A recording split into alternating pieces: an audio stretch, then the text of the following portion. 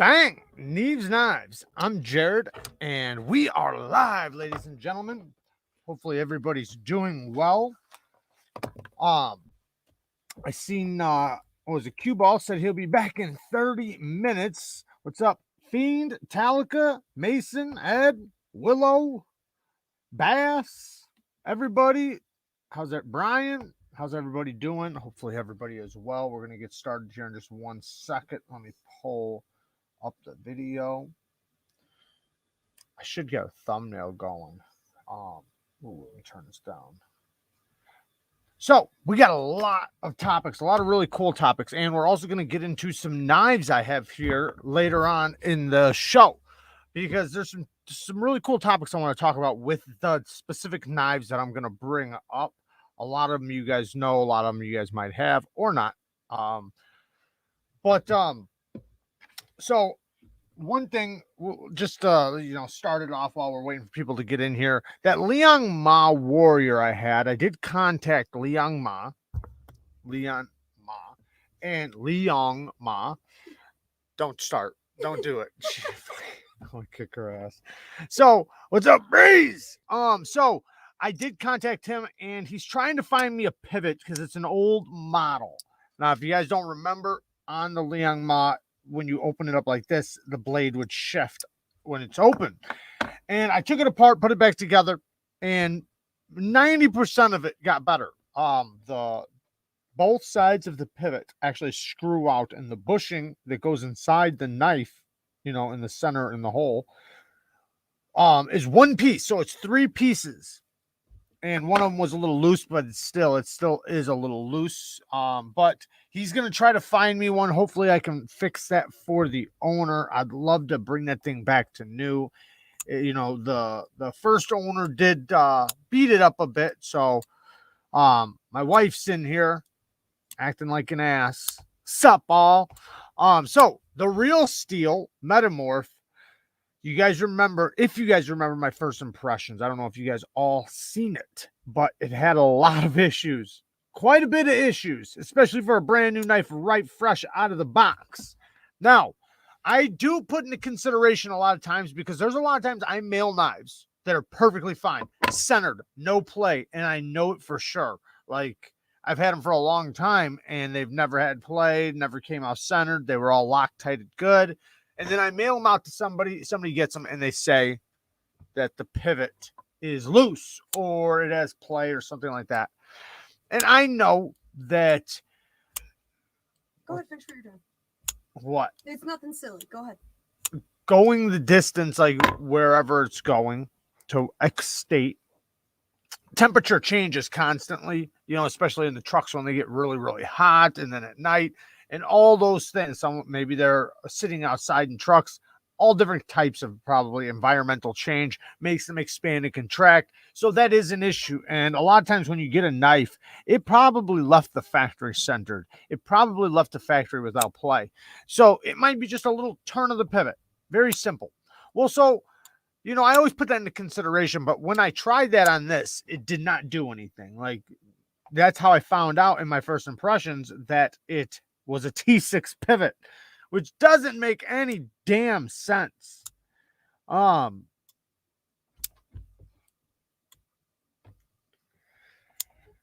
it, Fiend. Got me looking behind my back. So I did take it apart and put it back together, and when I did, I actually was able to get most of the issues out. So just in case for the people that weren't watching, a lot of the issues, one was it was not centered at all. Like, it was really bad. Like, I mean, it was like way off, almost rubbing. Number 10, it didn't have any play though. It didn't have any play, but it was way off. Next thing, the action was kind of meh. It was okay. I mean, the action was okay, and it was fresh out of the box. So I know sometimes you got to flip it about 50 times for it to really get good. But then the next thing, it has horrible lock rock. Like, really bad. Like, it's very easy. I could fail this thing very easily. But after taking it apart, putting it back together, I got all the issues out except for the lock rock. Now, the action is way better. That's one thing. Way smoother. I really like this knife too, guys. Oh yeah, just so you guys know, there's crazy storms Dang it, outside. that's what I was here for. I was gonna be the weather lady. I You didn't just say anything. literally stole my thunder. You No literally pun told. intended. Didn't you just tell me to say that though? I know, but like you Well, weren't you should've- saying it, and I was like, oh, he's forgetting. Well, I'm waiting for people to get in here. Okay, well, but let me say something. Okay, that go you ahead. Don't know. Okay. So when I was sitting over there watching the live, Yeah. because I do that sometimes, the internet went out for a second. So be really like I wanted to give a genuine warning because it literally just blipped out, and I guess you probably Yes, Ian. rode the buffer long enough to survive and not get booted, but because it was a really quick blip. But it. All right, Talica. Okay. Well, hopefully, it's over there on the bench. Hopefully, nothing happens and everything works out just fine. But yes, we do have some storms, so if we get interrupted, I apologize. And after the episode, after the show, I'm going to Mike Emler's. So if you guys want to join us over there, let's get back into this knife. Yes, this is the Real Steel G frame. This is a White Mountain Knives exclusive. However, a bunch of other people I've talked to, theirs are great. So I did see that they had a returned one on their site. So that means somebody else had some issues like mine and returned it. And they're trying to sell it for a discount. Now, I got it centered. The action's good. Very good. Very snappy. And I like it a lot. Like a lot. I like it so much that I don't even care about the lock rock. However, I'm possibly going to attempt to fix the lock rock in the review. So you guys are probably wondering, how am I going to fix the lock rock, right? So what I'm going to attempt to do, and if you guys watch the review, I'll try to show it. I don't know. I can't be guaranteed it'll fix it. Don't be careful, baby. Well, don't put your hands in front of it, though. I'm not doing like that. Well, that's what you want to do is like that. Like this? Yeah, you don't want to put your hand in front of it because if it closes, it'll cut you, and then you'll punch the mic. It's not like severe. Yeah, it's horrible. Look, I got watch it to this. like. Don't touch the lock bar. Watch Okay. the lock bar. That's lock rock. Well, I See how thought lock easy- rock was when there was like kind of a little bit of a gap in between. That's lock them. play.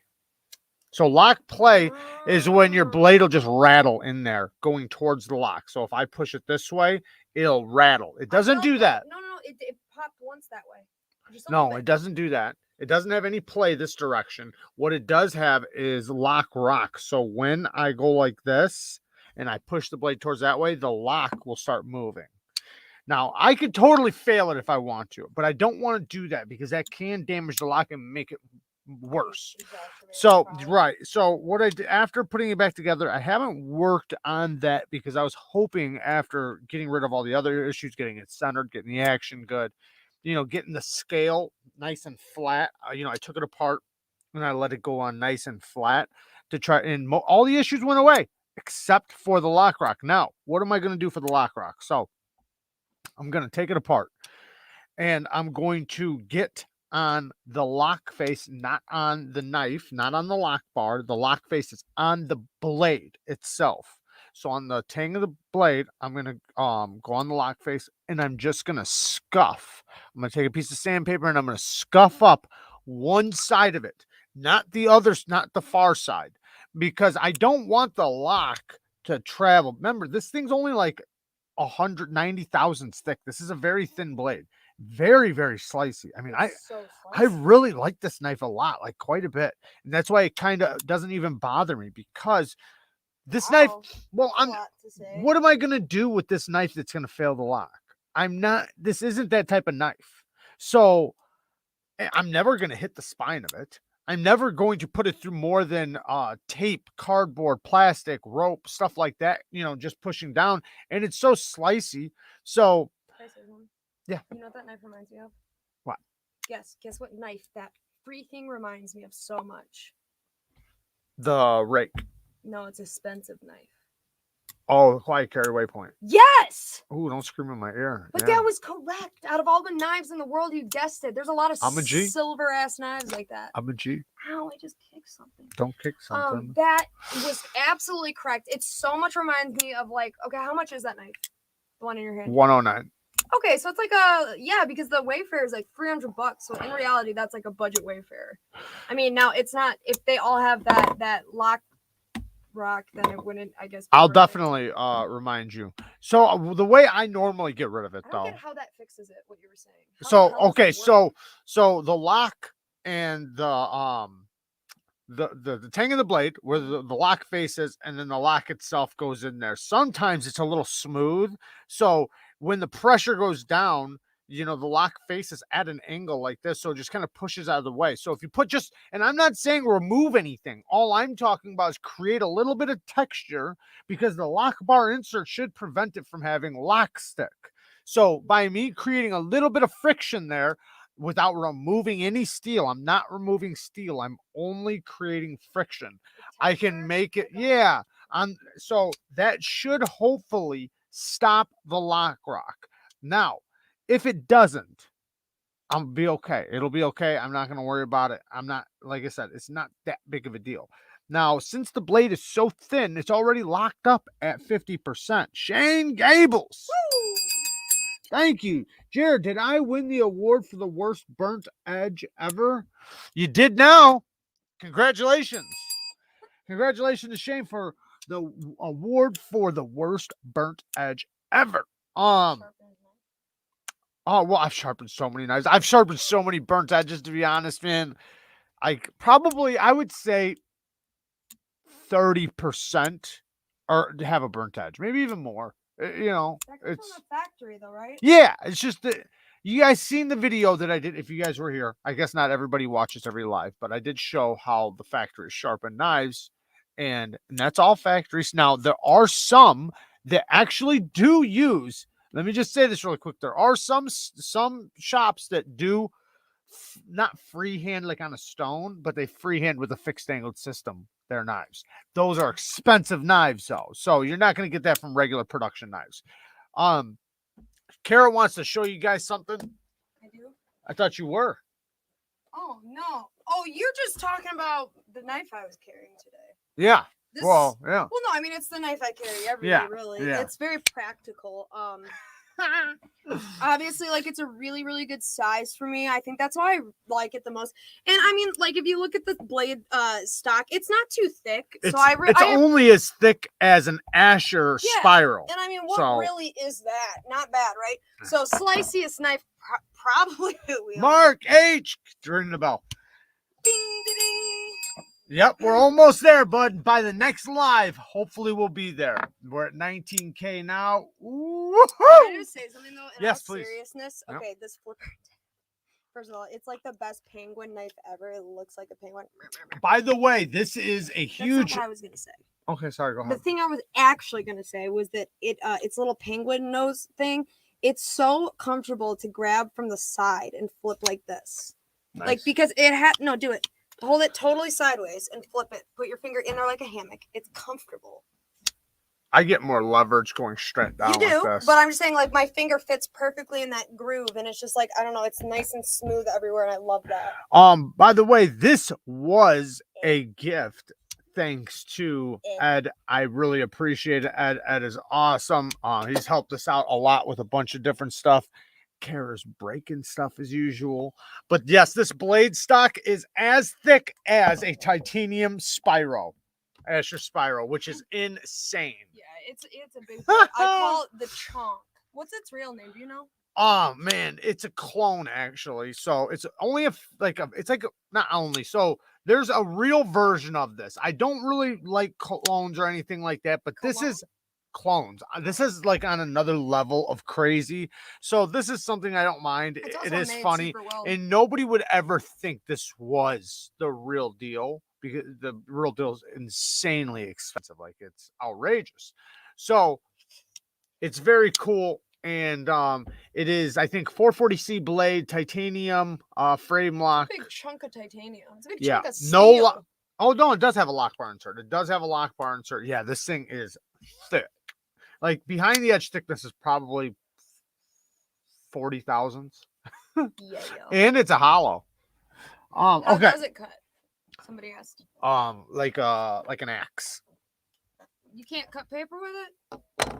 Well, I'm Can't sure do it some can cut slicing. paper, but paper, anything can cut The paper. blade thickness looks freaking hilarious when you look at it from the front. How much the taper is from the stock to the blade, it looks funny because you can see where they like very drastically have to go from the stock to the blade. Yeah. It looks super funny. That's called bad geometry. That's what that's called. Or hard use geometry on another level of hard use. Oh, yeah, by the way, shout out to Stasa23. I'm wearing his shirt. This is the XL, just so you guys know. One Fiend already linked it. Awesome, He's way awesome ahead of shirt. I know I'm showing him the Way back of ahead it. of you. Bang! Shout out to Stasa23. Definitely, you guys better be subbed to his channel. I don't know what you guys are doing with your life. Can I scoot in here really quick? Only if you answer this comment. Which one? That one. Okay, I need help, guys. Worried. I just got my brand new Koenig areas today, and the detent is super strong. Like I almost have to force the knife open. I can hardly flick it open. Will it break in? Absolutely, it will break in. Now, so make sure you're not putting pressure on the lock bar when you're flicking it. That's one thing. But yes, when you first get them, they are a little stiff.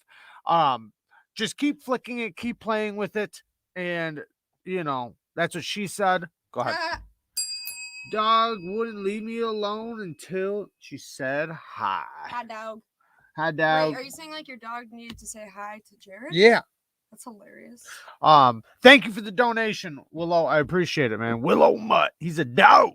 You really think that knife will break in? That seems intense. Well, force it. I know. I want to finish. So, the next thing you can do is if after like say a week of using the flipper tab and flicking it open and close, because remember the detent has to break in. That's the thing. The detent is trying to break in from the hole and make a track on the blade. You can do a couple things. Like one thing you can force break it in. How do you force break it in? So what you do is you take like making the detent track almost deeper so that it yeah. Be so... Well, you're rushing a detent track. So what you would do is you take your knife. This is the lock bar side. You're gonna open it. You're gonna put pressure on the detent ball itself. Close it. Open it. Close it. Open it. Close it. Open it. And then while you're putting pressure, go back and forth like this. You're just forcing a detent track into there. And then squeeze it really tight. Pop it in. Pop it out. Just do that about 500 times. Literally. Yeah, just 500 times. At least 500 times. And then that will help break it in. And it'll actually get very easy. But now, if that does not work, you can always adjust the detent. Here's your coffee. Thank you. You're not drinking it. I'm drinking all of it. Well, all right. I am drinking it. I got a 2-hour live, so I'm trying to. I know. I am going to go play some Far Cry 6. Okay, well, don't ruin the internet for me. Listen, I can't guarantee anything. I know. That's the problem. You are out of focus. It's bothering my eyeballs. All right, I'm going to try to get in focus. You out of focus ass live. Just kidding. I love you. Love you. Bye. Do you want this stuff back up on the table? Yes, I need that stuff. And that stone. I know. I got a new stone we're going to talk about here in a little bit. All right, so let's start getting to some of these topics. Remember, if you guys got any questions, just leave them in the chat, and I will try to get to them. So yesterday I was at only 32. Don't cut yourself. I did stab myself the other day. In the same damn thumb. It wasn't that bad, but the thing is that I can't feel my thumb. So since I can't feel the top of my thumb, I can feel the bottom. I can't feel the top. So since I can't feel the top of my thumb, you know, normally like you poke yourself and you jump right away, right? Well, I stuck myself right in the knuckle. It went pretty deep. I mean, it started gushing right away, but it was just the tip of the knife. So, and it was a really thin knife. So it, you know, it's not that bad, you know, but it did go straight in deep. And once you get past a certain point, like you know, I don't know if you guys know the pain of having nerve damage and then having pain in that nerve damage. Like it's different. It's not like normal pain. Like if you like, even right now, if I touch it, I can't feel nothing. But if I hurt it, it hurts in a different way. But anyways, I did wind up sticking myself. Saving extra money for an Esprit, but I might splurge more money into a frame lock. Well, the Esprit is a frame lock.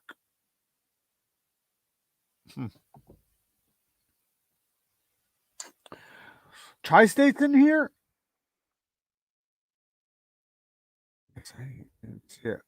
People don't like Jared. Nope, they do not. Haha, thanks, Breeze. I'm gonna take that as a compliment.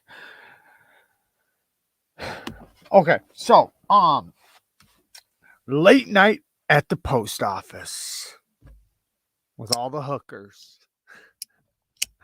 No, I was at the post office, and I go at nighttime, nobody there, because I use like their kiosk or whatever. And I go in there and I'm packaging everything up. I actually go there and I actually pack everything up while I'm there. I bring my tape, I bring my bag. There's Tri-State. Well, I missed them. I'm here, fella. Just change the logo. Awesome, man. Thanks for coming. So I wind up dropping what was it that I dropped? I dropped something important that I needed. Oh, my titanium pen down the side of this thing, and it's like this far away from the wall. So there's a gap there. I don't know why they wouldn't have pushed in. This is like the table that you can box up your stuff, and the kiosk thing for the computer for mailing is right next to me. Why wouldn't they just build that thing right tight to the wall? Nope, they left a gap for whatever reason, an inch and a half gap. So my pen falls down there, and it's dark. Like there's barely any lights on. Like this place looks like a closed store, like because it's late night. You can go in there, it's 24 hours, but it's not like it's all bright and everything. So I go in there, or I'm in there, and now I have my pen down there, and I luckily EDC came in handy. I had my fucking flashlight. Good thing I did. Good thing I had my flashlight. Then I was trying to put my arm in there. I wound up like my arm was all messed up because I was trying to cram my arm in there to get it. Couldn't fit it. Obviously, it's just a little gap. So then I had to take some of their cardboard and take my knife and then cut something to put down in there and peel it out. But yeah, it was very interesting. And EDC to the rescue. I was so thankful that I had the two things that I actually needed, which was a flashlight, because you couldn't see it. I mean, at all. So luckily I had a flashlight and a knife to cut something up. Now, I probably could have makeshift something if I did not have my knife, but that would have been even tougher. I don't know what I would have used to get it without a knife, because I perfectly cut like a strip. You think we're gonna watch the security feed on that? Like, what the hell is this guy doing? What is this guy up to? These guys are all talking Far Cry. Yeah, because it's dope.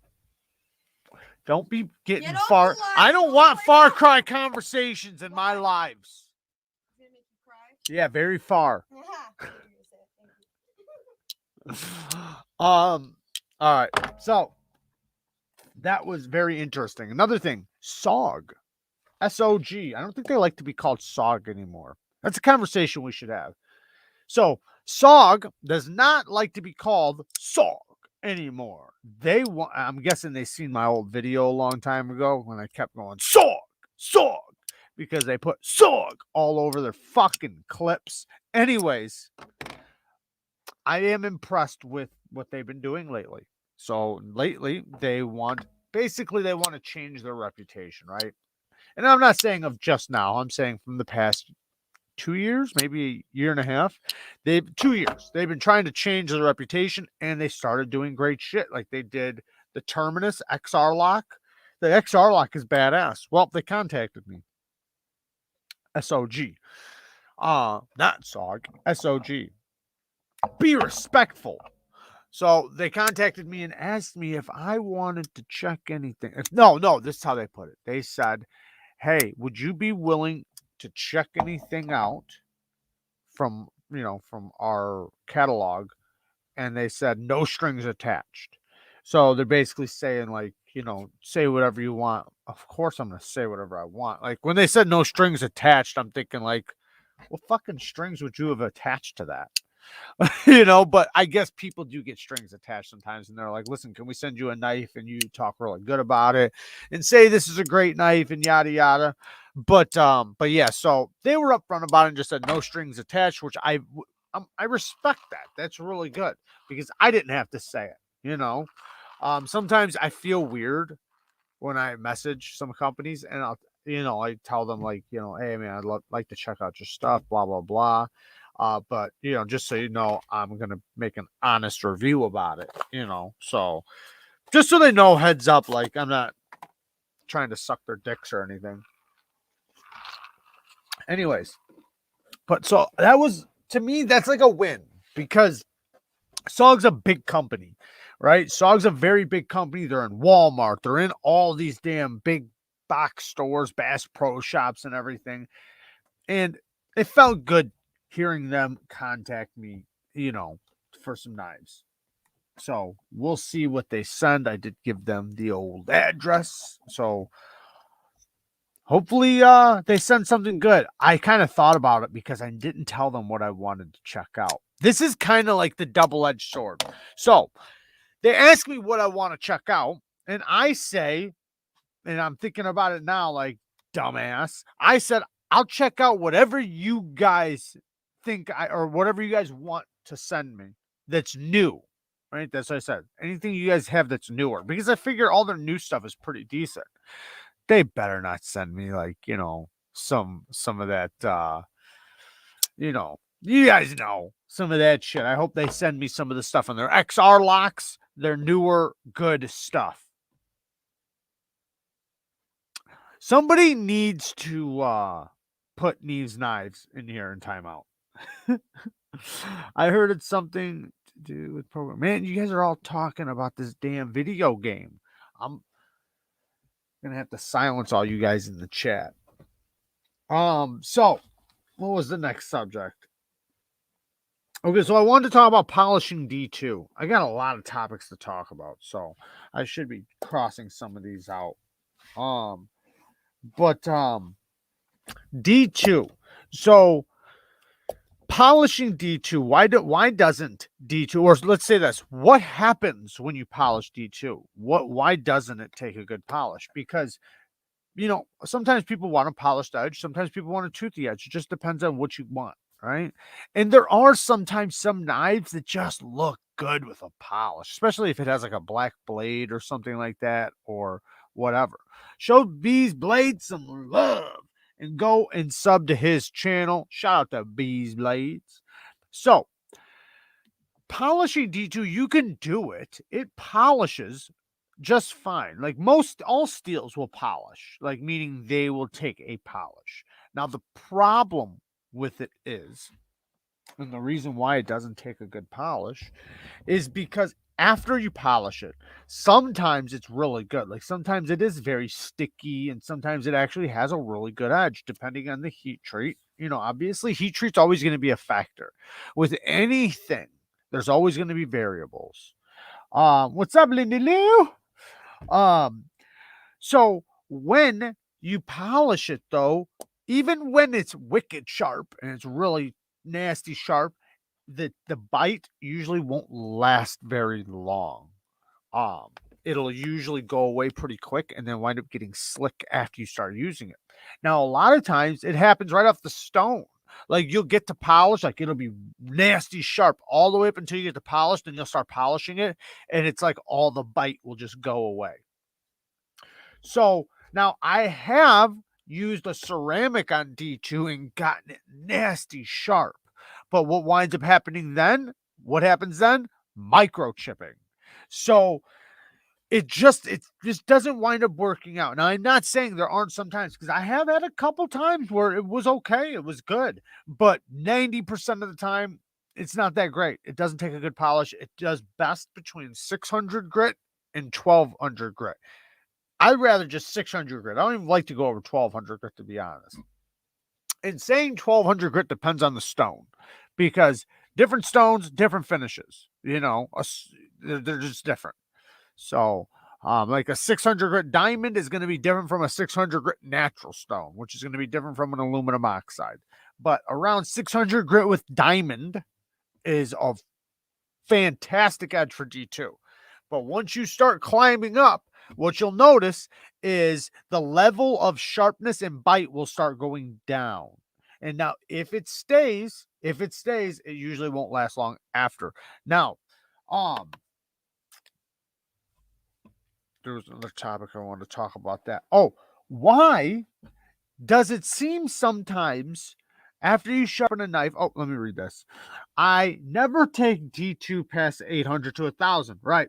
But at 1,000 grit and a good stropping, you can at least make it look pretty for pictures without losing the toothiness. Yeah, you know, I'm glad he said that because that's a good point. You can also, like, you can get that it's not an actual mirror, right? But it's on the verge. It's like almost like the transitioning stone before a polish you can get, because what you're having is you still have the grit pattern on the edge. The edge still has the grit. So it's just not a mirror, but it's reflective. It's still shiny. It still looks really good. It's attractive, but it's not polished, because you got to think the higher the grit, the more you're getting rid of the teeth. Think of the grit kind of like serrations, right? You're polishing them off. And once they're gone, now some steels for you know, whatever the reason, take some nasty sharp polish, and the polish just, you know, for whatever reason, the grit, even though it seems like it's polished out, the microscopic teeth at the edge are still very, very sharp and, you know, pointy or whatever. But why does it seem like sometimes I have not tested it yet, but we'll see. I heard it was D2, Mason. I never had it before, but I can check it out now. It's an addiction. What's up, bud? So sometimes I've had people ask me this too. Why? And this has happened to me too. So I know what they're talking about when they run into this. Like they'll sharpen their knife, and then they will. I won't buy any more D2 knives. So hard to sharpen. It's not that they're hard to sharpen. You want to start with a very coarse stone. If you start with a very coarse stone, which we're actually going to talk about here in a second, I actually recently got something pretty special here. But if you start with a very, very coarse stone, then work your way to a medium grit. You know, and I know people think like, of course, that's what you should do. Just do that. Coarse, medium, done. Don't try to go any higher. Coarse and medium, done. It's a perfect edge for D2. Now, why does it seem like sometimes you'll sharpen a knife, then you'll cut cardboard, and all of a sudden it feels sharper? You guys ever had that? Cow. Thank you, bud. Jared, you make me feel fuzzy in my no areas. Well, thank you. Thank you very much. And thank you for the donation. So sometimes you take your knife and you just get off the stone and you go to cut something, and it feels sharper. Like it literally feels like what the hell just happened? Like it didn't feel this sharp before. So there's a couple things happening.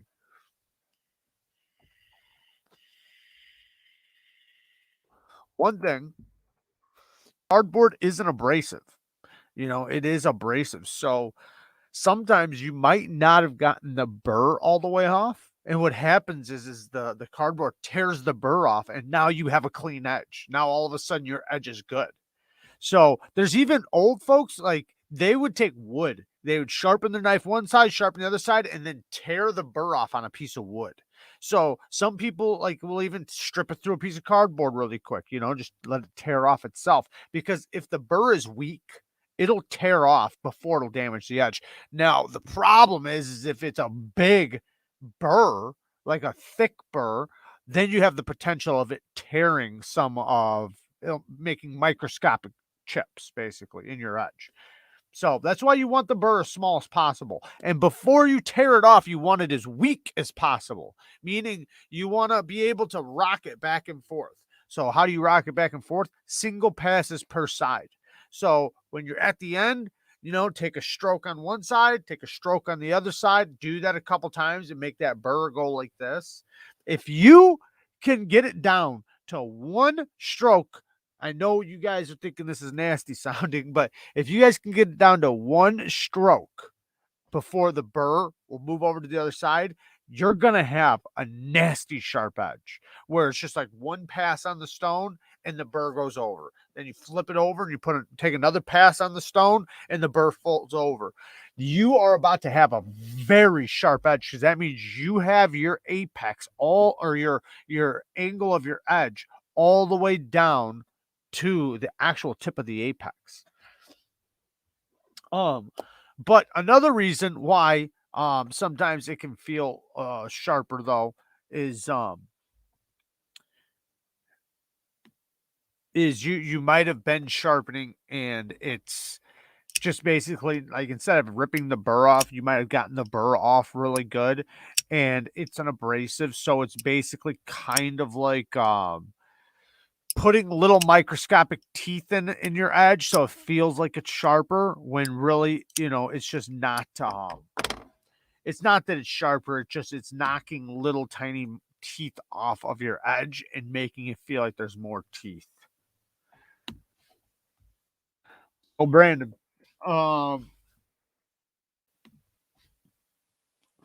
So let me go back to some of the questions and then I will move on to, man, I got a couple pages here, ladies and gentlemen.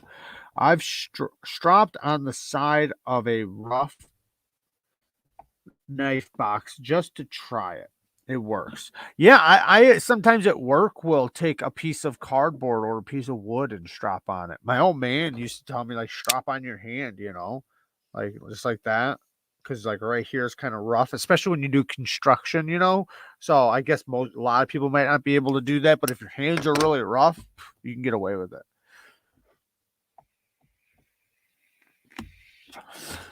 Thank you. It's an addiction. Yes, I would love to get some likes. You guys would be awesome. If you guys do like the content, I would love the likes. It definitely helps push the algorithm for me. I got a guy who always leaves me a comment, and shout out to him. He always leaves me a comment. He doesn't say nothing. He just says, for the algorithm. And I say, fist bump to you, brother. Thank you. Yes, 109 watching or 110 watching. Wow, you guys are awesome with 70 likes. That's awesome, though. I'm happy to have the 70 likes, and I appreciate you guys liking the video. So thank you to everybody who liked the video. So next thing, you know, this was just like a thought I had in my head. I was thinking about the people that carry knives that they just like, they think that are cool, like they're not necessarily functionally good, you know what I mean, like they're not maybe the best cutter or the best anything, but their action is really good, they look cool, they're like cool looking knives. And I'm not, if I pull up a knife right now, I'm not saying it's a bad knife, I'm just using it to represent something. But you know, so like they think it looks really cool, and so that's why they carry it, you know, basically form over function. Everyday EDC. What's up, Bob? Just pulled my first white hair out of my nose. Damn it. Of all places. Hey, man. I got him too, man. I got him too. Ken Harris. Chavez sharpening picks look good today. I'm actually going to pull up some of your knives here in just a minute. So if you do stick around, that here in a little while, we're going to pull up some of them because I want to talk about them. Ken's got a couple knives in here for sharpening, including the Chavez, which I knocked out the Chavez. I haven't knocked out the other two. I'm going to try to get those done tomorrow. So I'm trying to ship out on Friday. Yo, Jay, I followed your advice and put a 17-degree edge on my Hinder XM18 3.5 slicer. It's a totally different knife now. Thanks, brother. Absolutely. Absolutely. I definitely recommend a 17-degree edge on. Now, if you are gonna really hard use that knife, meaning you don't really care how good it cuts, you care about how good it pries and chops and does dumb shit, then yeah, leave it at like 20 degrees. But 99.9% of people are going to use it to cut. They're going to be cutting shit with it. So a 17-degree angle is going to help with the geometry, because the geometry of a hinder is not good. It has poor geometry for an EDC knife. It has great geometry for a hard use knife. So the one way you can improve that is by laying back the angle. Just like with sharpness, if you have a knife that you sharpen and it's got a hard use grind on it, and the factory angle is 20 degrees per side, and you copy that angle and you do it 20 degrees per side, it's only going to be able to get so sharp.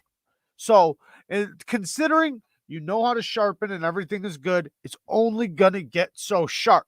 Now, if you want that level of sharpness, meaning how it is touching it, like woohoo, going whittling hair and zipping through paper crazy and being able to hold paper like this and just go, or paper towels and stuff, being able to do that, you're going to have to lay back the angle. Laying back the angle not only will make it nasty sharp to the touch, but will also make it pass through materials way better, like far, far better. It will help with the geometry, the lack of good geometry on the knife. So absolutely. Now, not with you, but with other knives and other people sharpening knives that have bad geometry, look for the plunge grind. Make sure that you're, because if, and only if it's going to bother you, if you're not willing to cut in a new choil and you don't want to hit your plunge grind, make sure your plunge grind is out of the way and is prepared to take a 17-degree angle or a 15-degree angle or whatever. I put 15-degree angles on them, made a big, nice big ass bevel on the hinders before. You want to talk about being able to cut good, 15-degree angle, it's a big bevel, but damn it, it improves the cutting.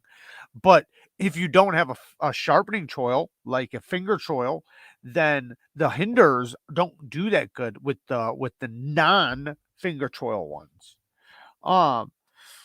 Yeah, Talica, I know you do. That I put one on his hinder. That thing is screaming sharp. Now, what was the next thing I was saying? Oh yeah, so talking about knives that look good. So now in today's market or community, you see people that have knives that they're not the best knife, right? Like they're not going to cut that good, but they cut. They're not the best knife, but they look good, right?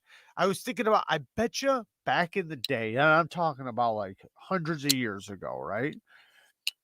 Between like, because we've been civilized for a long, long time. I bet you there was people walking around with knives that weren't great knives, and anybody who knew what a great knife was, meaning like they knew how to, like they knew about geometry and heat treat and wrapping the handles and all the little details, they knew better, and they knew what's a good knife, and they could spot it a mile away, like that's a shitty knife.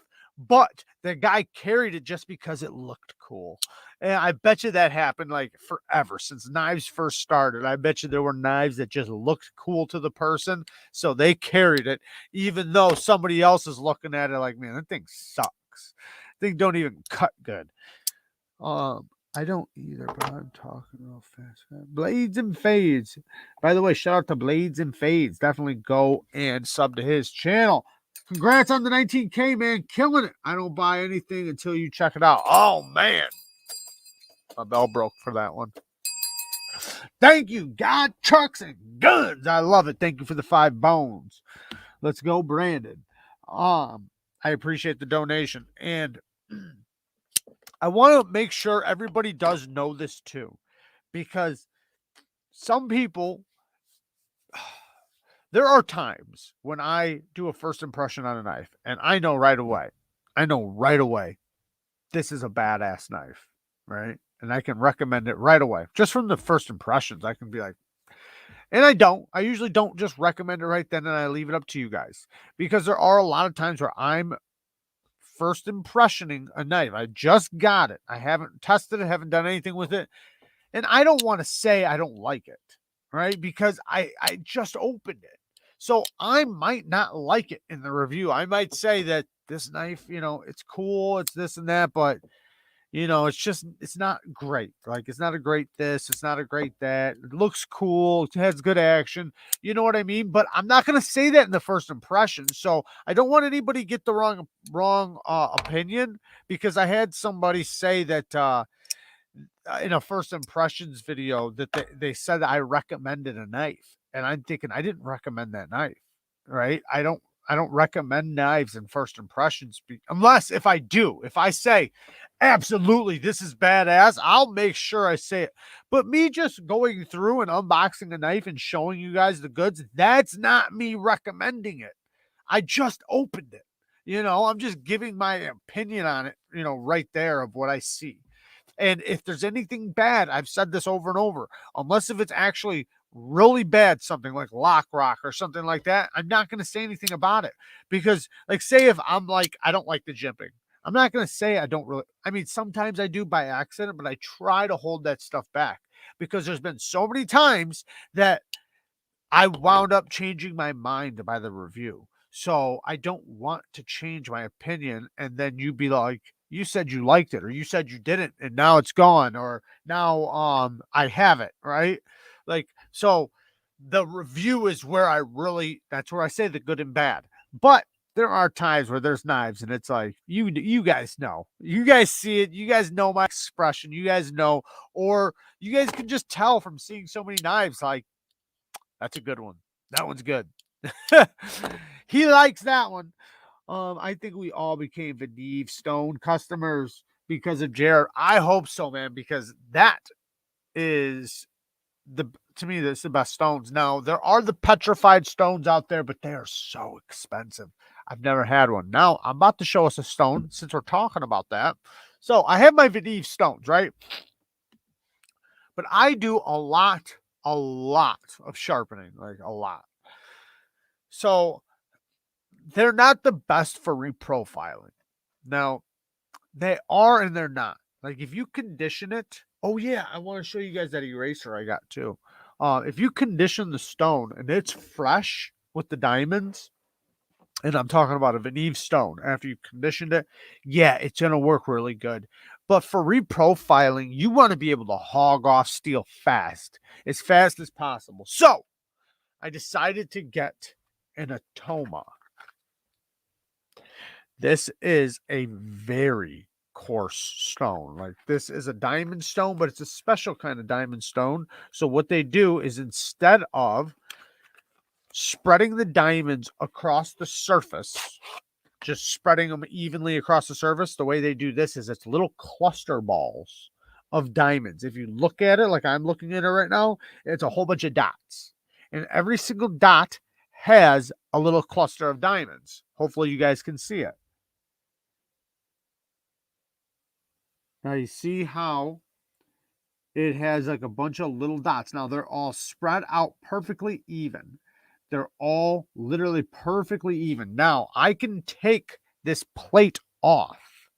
Once this goes bad, I can remove it and buy a new one and put it on. So I'll save money having this thing. It's not much, like 20, 30 bucks I'll save, because these are expensive. They're not cheap, but this is 140 grit. It is aggressive. Like, I'll be able to reprofile a knife extremely fast with this. Of course, I would not, this is too coarse to come off of. Well, of course you can, you know, and just use that edge, but you're going to want to use another coarse stone after that. Mike's like, okay, I'm listening. But yeah, this thing, it's, whoo, does it hog steel off.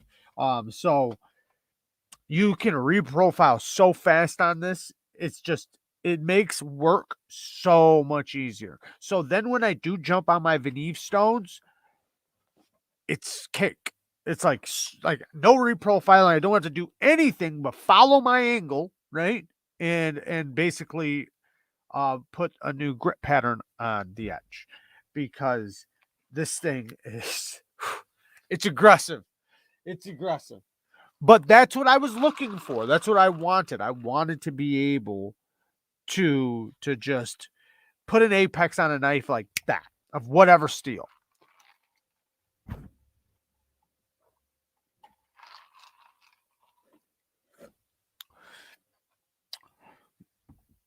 What's up, Tabersk EDC? Just got my...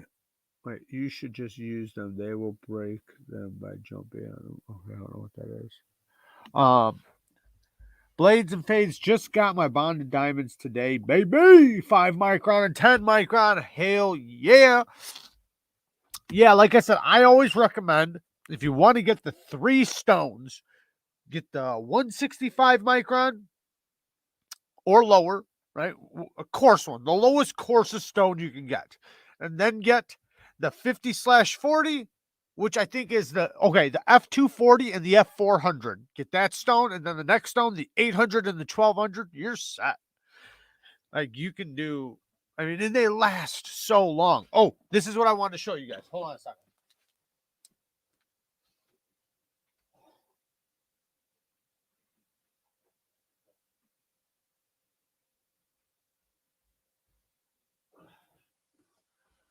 So I know this is for a ceramic plate. Now it looks like a stone. Like, this is a stone, okay? This is a stone. Here, let me just. It's a stone. This is not.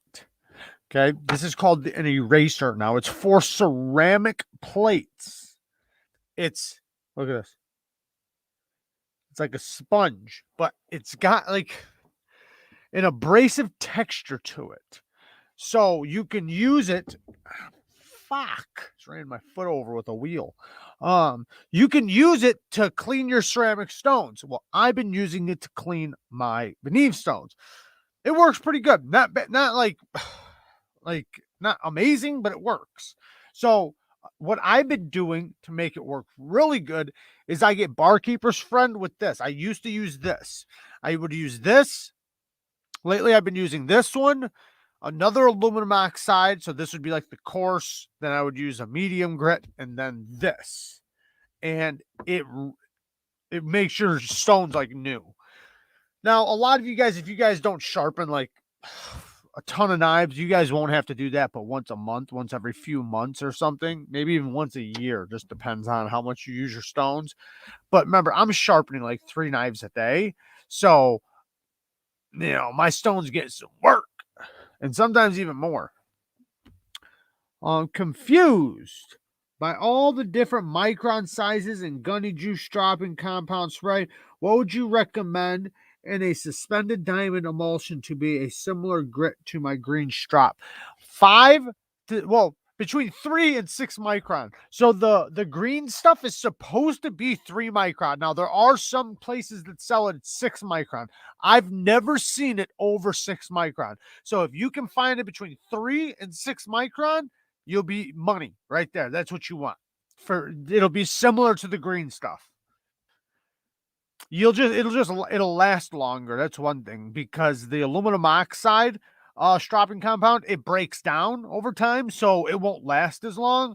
No, it'll last. I'm not saying it just like dies as soon as you use it. It'll last, but the diamonds last longer. There needs to be a video someday where Jared films Breeze abusing his knives. Tri-State had to make a Sammy. Kind of Sammys we eating. Yeah, we were talking some stones. We pulled up an Atoma. I'm surprised you didn't stick around to see it, man. John Evans, thank you, man. Thank you for the donation. Yeah, we were pulling up this Atoma diamond stone. I don't know if you ever seen one. It's got little dots of diamond clusters, and it's nasty aggressive. That one, they make different grits. So Atomas come in all different grits, and that Atoma I can use to actually flatten stones. I can use that to flatten stones. However, never, ever use diamonds to clean diamonds. So I would never use that on my venevs. You never use diamond to flatten diamond. Use diamonds to flatten aluminum oxide, and use aluminum oxide to flatten or to clean diamonds. Don't use diamonds with diamonds. it'll tear them apart. Be right back. You're always in and out, Big Daddy. All right. Jared's face onto the poster for a Oh, is there another ding ding? No, I see it. So let me get to the next thing. How many more things we got right here? I think we're done with this side.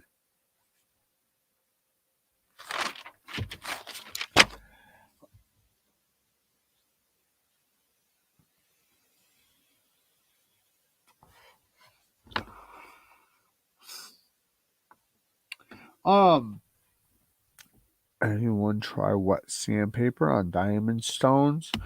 Yeah, I've used just about everything. And yeah, that works too. Just about any kind of abrasive will work.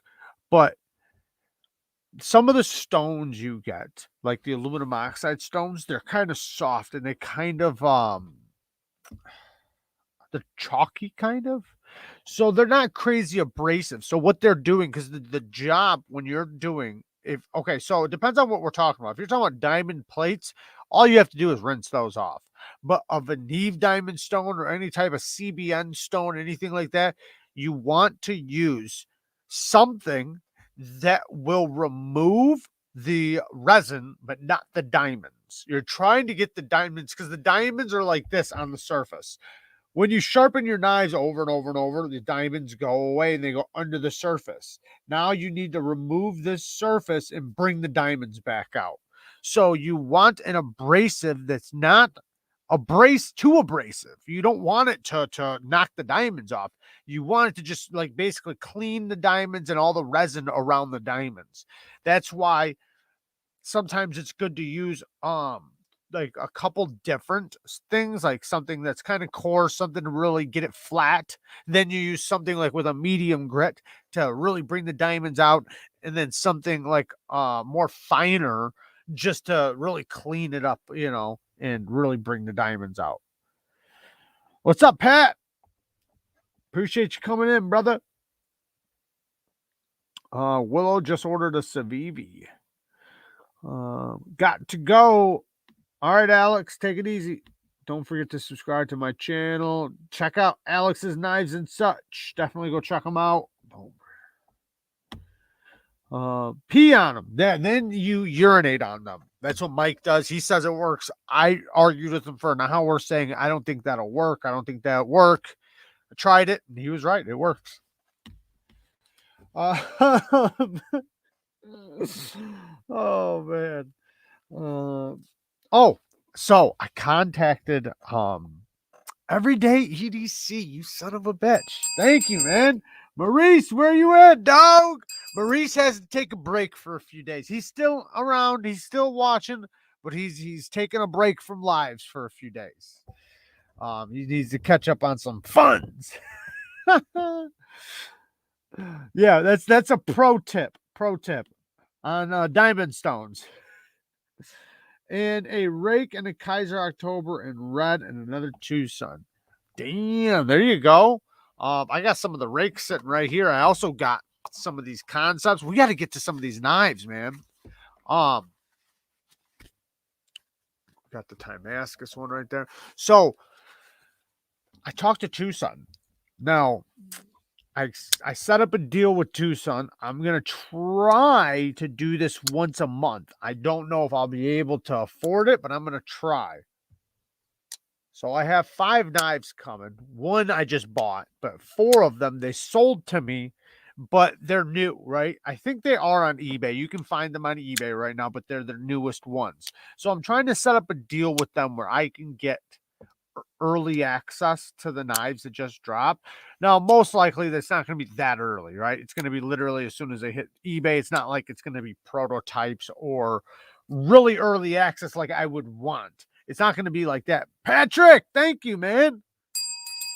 I will take over from man. You're awesome, Patrick. Thank you, man. I appreciate that. Yeah, Maurice was dropping them dollars in here, but yeah, he's got to take it easy for a little bit. He's still around though. He's still around. I appreciate though, Patrick. Thank you. Jared, can you ask Tucson if the TS230 has where'd it go? Has been discontinued? Yeah, I can ask him. But so these knives I bought, they're not technically this, like, I would have never bid on them, to be honest. I'll be honest. I would have never, ever bid on them. But I looked at it as an opportunity because I'm asking them for a favor. I'm saying, hey, I'm a knife reviewer. I review a ton of your knives. My audience likes your knives. Is there any way I can get early access to them? You know, like, I want before they go up, but that's not the way they work, I'm guessing. But so he showed me the 4 models that just came out, their newest models, and gave me a price. And I said, and I didn't want, I'm asking for a favor. So no matter what knives they were, I was going to buy them because I'm hoping to get on the next deal, right? The next couple deals, I'll just pick which ones I want. Like, no, I don't want that one. Yes, I want that one. No, I don't want that one. And then that would be awesome for the channel because then I can get them one directly, right? And then I don't have to go on the bidding wars and stuff like that. Now, I'm not trying to be like privileged, right? But it does benefit the channel if I can get it before everybody else, before, like, because there's been knives that I've wanted, like right now I want, but I don't wind up getting for months just because they're sold out or, you know, they're going for so much money. I can't pay that, right? So this will give me the opportunity to get some of those knives on the channel, you know, without going through any BS.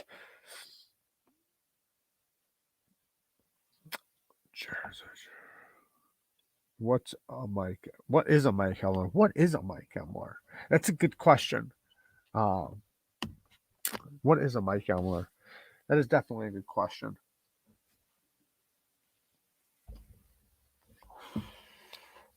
So I'm trying though. Oh, I did finally get a hold of.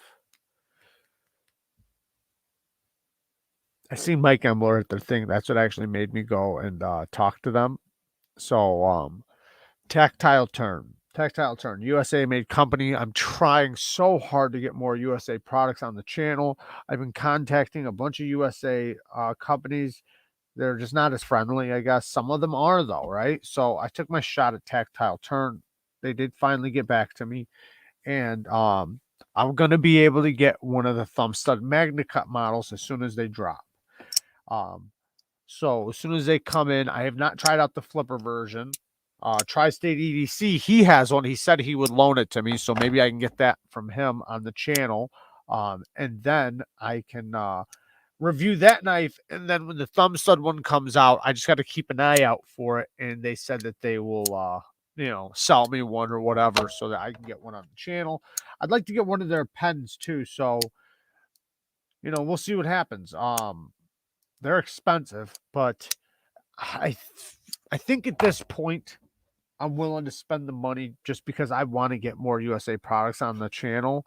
And not saying I wouldn't spend the money, but you know, it does get to a point to where it's like you can't, right? If you don't have the money, you can't buy something you don't have the money for. But at this point, it's like I'm willing to figure it out, right? To get some more USA products on here. And I really want to get one of those Tactile Turn knives. Now, I personally don't even think it's probably even my style, but it might be. I don't know. I can't even say that because this thing's like awesome. I love this damn thing. And I really like the Quiet Carry Waypoint. So, best fidget knife go. That new EMP EDC knife. That thing was crazy fidgety. That's probably the best fidget knife. And the Tucson TS 195. I wouldn't be ordering anything from the CCP right now. Shipping is going to be screwed indefinitely thanks to Sleepy Ass Joe. Yeah, I know they're shipping shits. I know it's all weird, but they have, so a lot of them already have stuff here. So because they have factories here. So what happens is they can just send you like Tucson and stuff like that. Yeah, they're coming from overseas. Hopefully that works out. I look at my thing and it says it's in transit. Most likely it's probably going to get stopped and fucked up and I'll never get the motherfucker. I don't know. But Other models are they're coming from the US. Like they're already here. So there are a lot of stuff, like most of the stuff is already here. Yeah, the Terminus is really good. Kirk, hey man, thank you. Any chance to do a best bang for the buck within various price brackets? Not a best under vid, but a best for the buck, I'm guessing. Perhaps a series with typical folders, battle songs, OTS, fixed blades, and various size. So like, what do you mean? Like, this is the best bang for your buck for $20. Now this is the best bang for your buck for $40. This is the best bang for your buck for $80. You mean like that, right? That this is the best bang for your buck for $100, like that, right? That's what you mean? That sounds awesome, Kirk. Great idea. I'm fucking writing that down right now.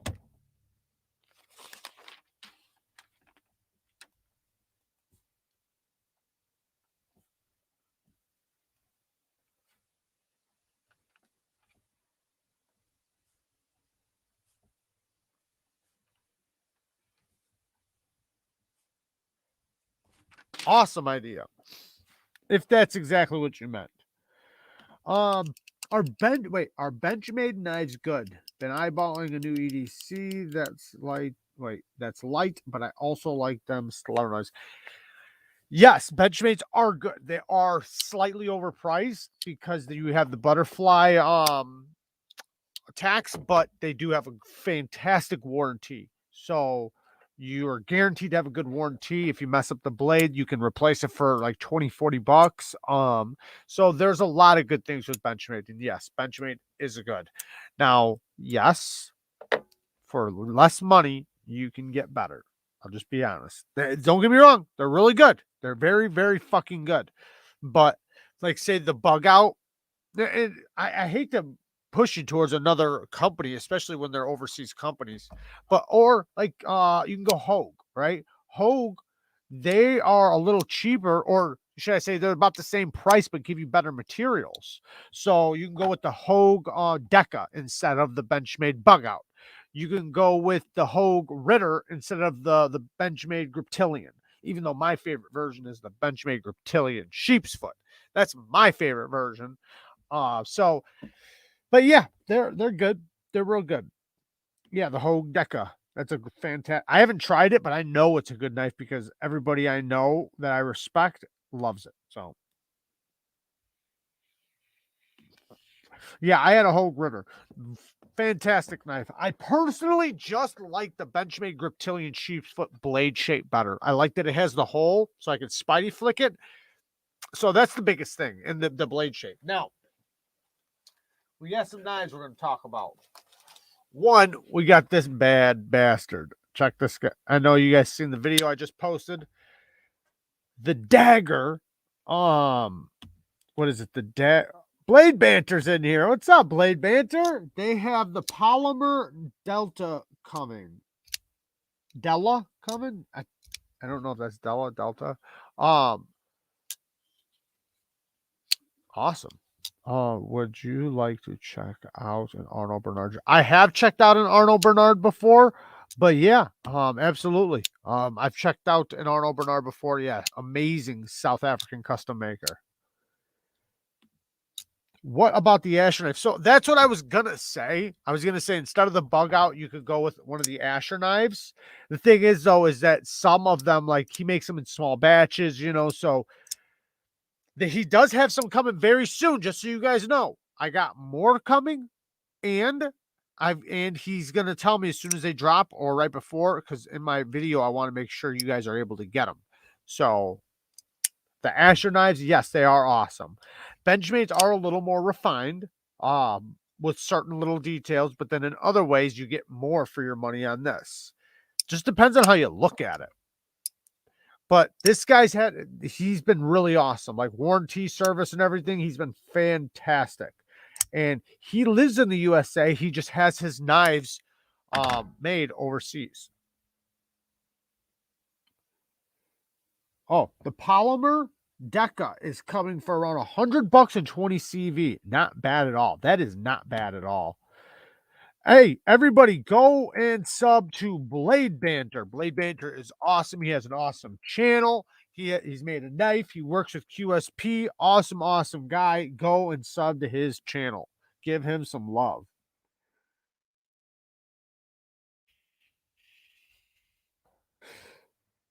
Patrick! Bang! Thank you, brother. I appreciate it, man. Thank you so much. That's a good deal. Yeah, that does sound like a fantastic deal.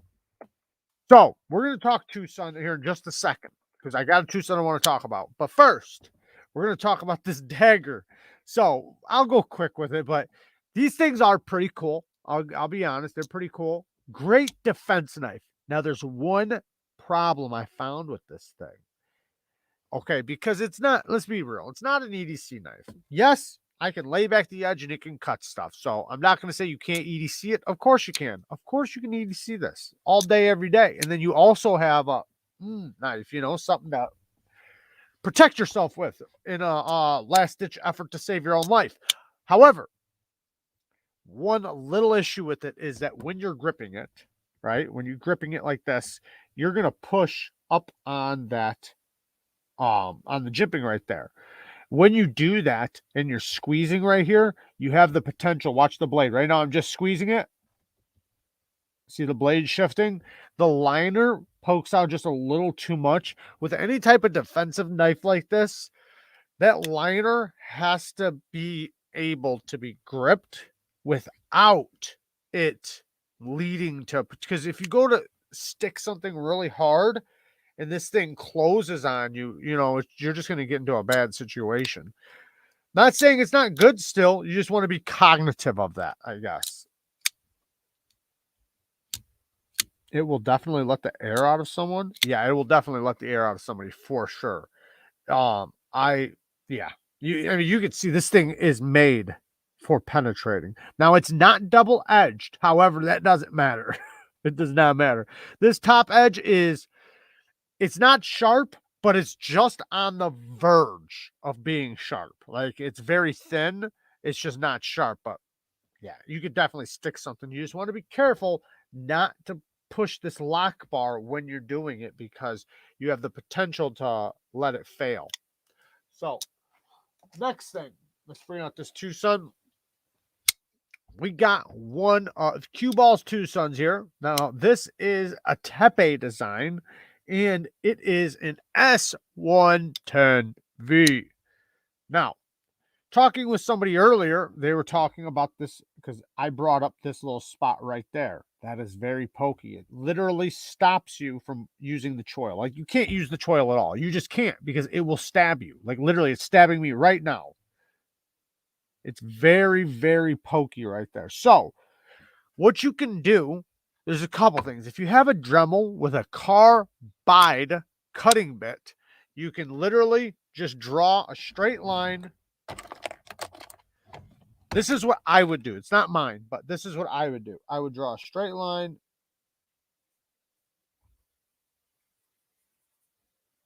And I would cut it off just like that. That's what I would do. That way, I could put my finger there without it cutting me. And the edge would blend, and then I would probably take a some sort of refining stone or wheel with my Dremel and soften that area up a little bit after cutting it. I might not even have to after cutting with the carbide cutting bit, but after you use a carbide cutting bit, it's a little shiny. So I might want to rough it up just to put the satin finish on there with some sandpaper or a sandpaper wheel on my Dremel. Now, another thing I could do, Cue Ball is telling me to do it. Oh, I'll do it. Another thing you can do, and I might as well start doing it since Cue Ball is telling me to do it. You can take your stone like this. Check it out. My Atoma. This thing was like $100. Not cheap. Although it's making me money, so Mick, thank you, man. Mick with the donation. What's your recommendation on the newest Civivi combining to my door? Thanks for the donation, Mick. If you okay, so they actually have. I got a little glimpse of 2 new models coming out. I'll be honest, they're not the best. They kind of remind me of the Sun Cut models, like a little bit better versions of the Sun Cut models. Now they might be badass. I don't know. I haven't tried them yet, but I'm gonna try them as soon as they drop. The couple best Civivis you can get if you want a full size work knife, you can go with the Brazen. The what's the other one? Come on, guys, help me out. What's the other one? One with the hole, the Spidey flicking hole. What the hell's it called?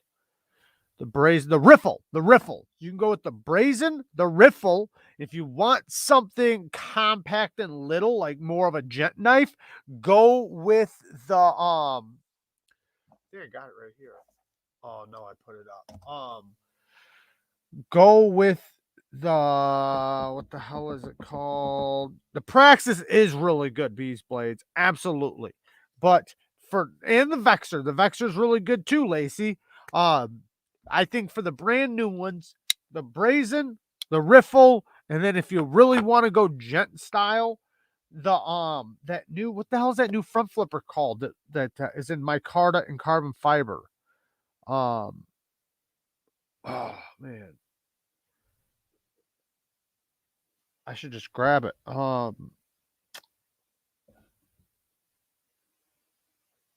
Damn it, I can't think of the name of it. It's the number 2. No, it's small. Like it's a little clip point. It's like the oh man. The Drifter. The Drifter 2. Yes. Thank you, Ken. Ken, you're the man. The Drifter 2. That is an amazing knife if you want a small knife, or like not small, but you know what I mean, like an Elementum size. Now, lots of you can't go wrong with Civivi. Let's just be honest. You can grab fucking anything from Civivi and you're gonna be good. Civivi they kill it. They really do. Civivi does an amazing job, especially for user knives. Now, if you want to go with another company, tell me. Kubi's been killing it with the last few knives. I'm actually going to order a couple of their new knives. They just dropped like 2 or 3 models. I got to get them. So you can take the Atoma and you can take this little corner right here and you can just go wah, wah, wah, wah, wah, wah, wah, wah, back and forth and shave it down until it's flat. And then take a little piece of sandpaper and rub it down. This might even just actually even do the actual finish you want. That would take a lot longer than the Dremel, just so you know, though. But if you have a Dremel with a carbide cutting bit, bang, you're done. If you don't have a carbide cutting bit, but you have some diamond bits, you can do it. It'll take a lot longer, but you can absolutely do it. I would use a cutting wheel first. Use a cutting wheel, cut it off, then use the diamond to to just mess with the finish.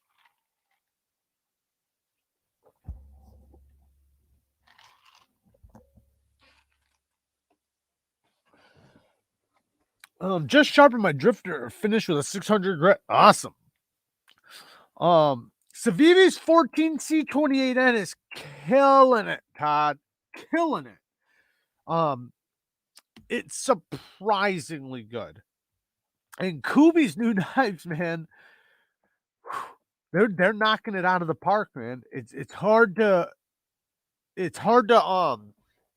not see them and not have them and say, man, this is good. Like, even this little fucking thing, it's ugly, but it's so badass. It's just a badass little knife. Now, yeah, I like that full size one probably the best. And then that 321, that thing's really good.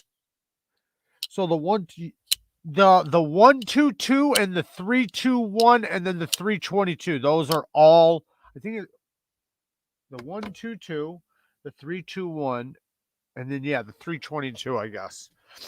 I wish they didn't use numbers. But yeah, fucking amazing. That Atlas is no joke. I gotta get these other knives out. So, next knife. Let's talk about this Chavez. So, the old Chavez. Now, surprisingly, this is a lot beefier than I thought it was going to be. Meaning the grind. I knew the handle was going to be beefy. That's what Chavez does, which I'm happy about. Very, very nice. I like the beefiness. Solid, thick frame lock. It is more of a harder use style build. See you in a bit, Mike. All right, Mike. But man, the grind. So on the other Chavez's, they made deep hollow grinds, right? I think they had one flat grind, like on the street. That one, was it a flat grind? Yeah, they had one flat grind, but most of them were all hollows. This thing is a thick boy. Like, it is thick behind the edge. It is a thick grind.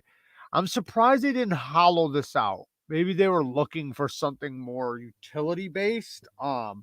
So, but I didn't lay the edge back really far or anything, but I did make it very, very sharp. 600 grit, nasty sharp. Now, obviously, like I was saying earlier, to make it sharper, it would need to be laid back. You lay back the angle, you're going to make it sharper. You're going to make it cut better. You're going to improve everything, even the edge retention.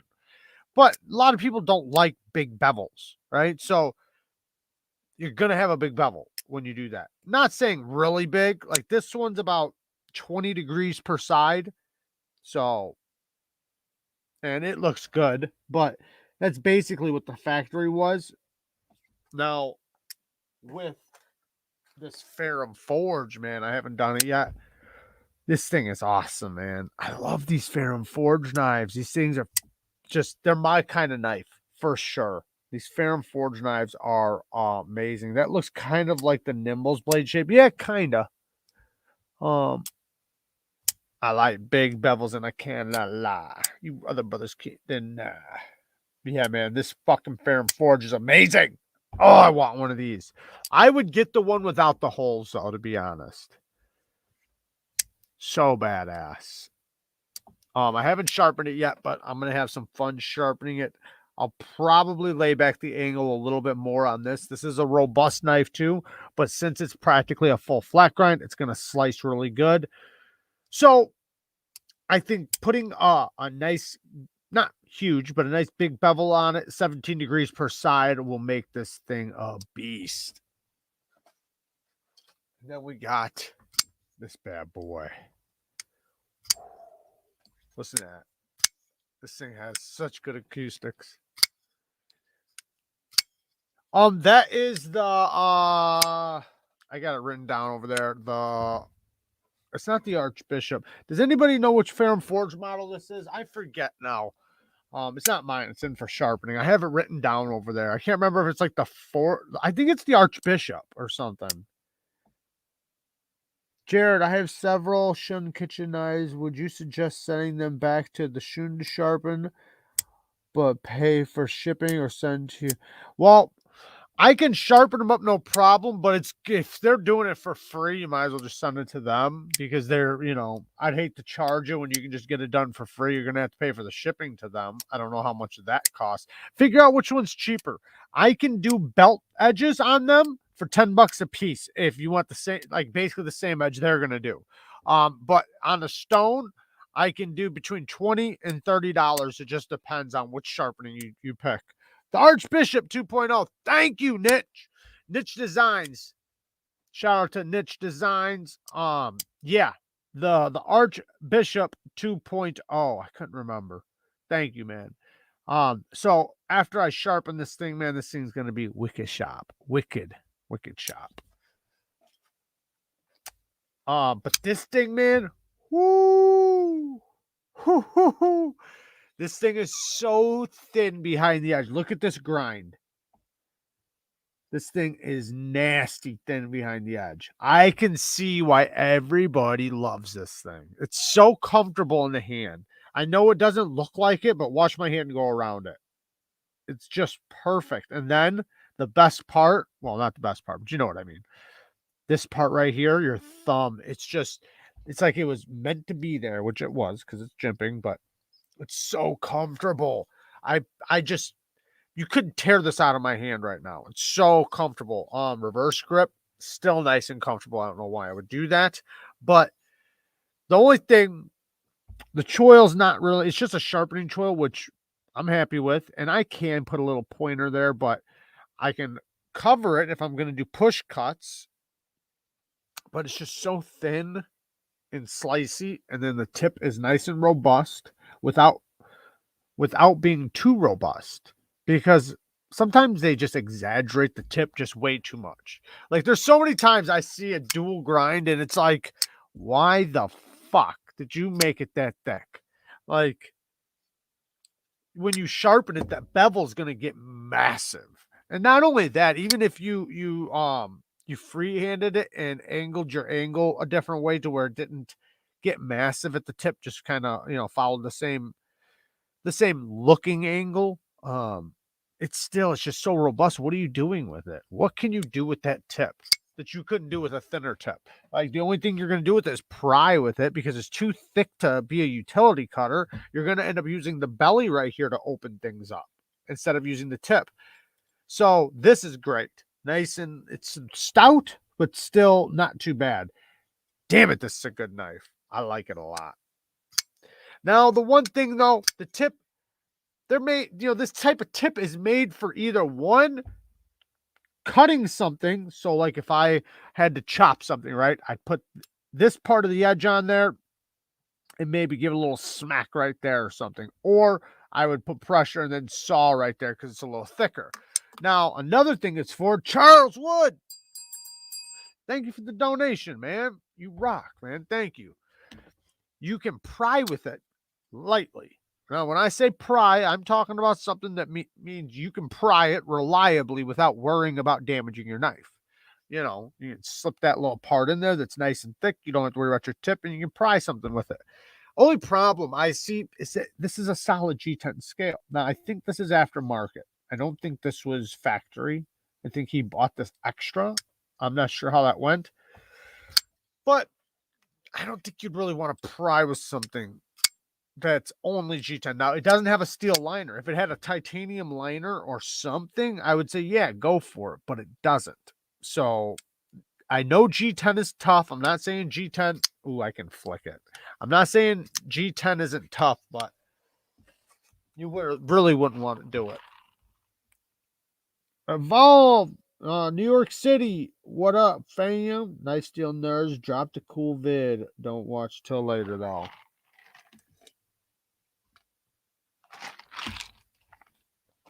All right. I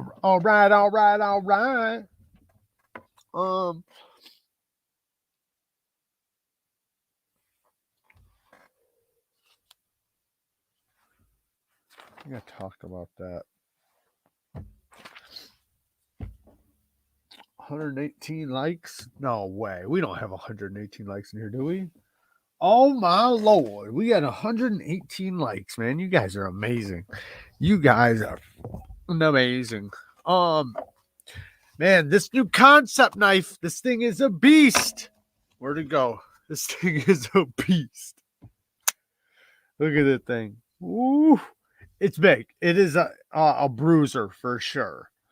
I'm not sure. I gotta learn about what their Damascus is. I don't know about their Damascus. I'll say this: it feels like a powdered Damascus. It really does. I'm not sure though. Does anybody know what Damascus concept is using? If you guys know, yeah, we got story time in 1 minute. Bang, bang, bang. Okay, so the story I wrote down, I don't know how entertaining it will be. So I had the choice between a couple different stories, but a couple of them, sometimes, man, I think about the stories I'm going to talk about, and I go back, like in the beginning, like I think about it, and it's like, yeah, tell that story, right? Tell that story. Then we start getting closer to the live, and it's like, you can't tell that story, you dumbass. You're on a fucking live YouTube. So then I'm like, all right. And I erase it from my mind. Like, don't tell that story. And then I think about other stories, and it's like, no, I definitely can't. If I don't say that one, I definitely can't say that one. So I got to be careful. You guys rock the house. So I got this story. I just don't know how entertaining it's going to be.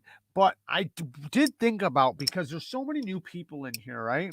That there's some stories that they haven't heard that I've told before, right? Like I thought about going back over like that that time when I ran from the canines, right? And I thought from my house, you know, I thought about retelling the story when that I got in that house, that fight at that house party, and that dude came after me with that knife. I thought about telling that story again, but I know some of you guys have already heard these stories. But have you watched Shameless?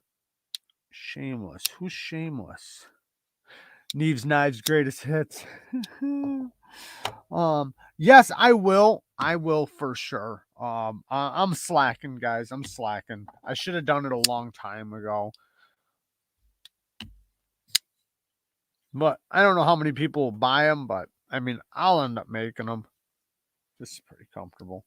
Okay, story time. So, like I said, I don't know if this one's very entertaining, but you know, maybe if it's not, we can go back over one of them other stories, or I'll, you know, talk about something else. Sometimes it's hard, man. There's, like I said, there's so many things. Sometimes I get on a roll, and then later on I think about it, like, you probably shouldn't have said that on the live, you dumbass. Like, there's never, no chance, no way in hell I would ever say anything that is bad, like, for anybody, right? That would get anybody in trouble or anything like that. That's not what I'm talking about. I'm just talking about from the perception, because trust me, I know how to keep my mouth shut and not talk about things that can get anybody in trouble. Anyways, what's good with the CV Elementum button lock and 14, the 14C28N, the blade shape, the grind, that's what's good on it. It's just a badass knife. Not going to be a hard use knife though, so don't use it too tough, but for just a regular EDC, it's great.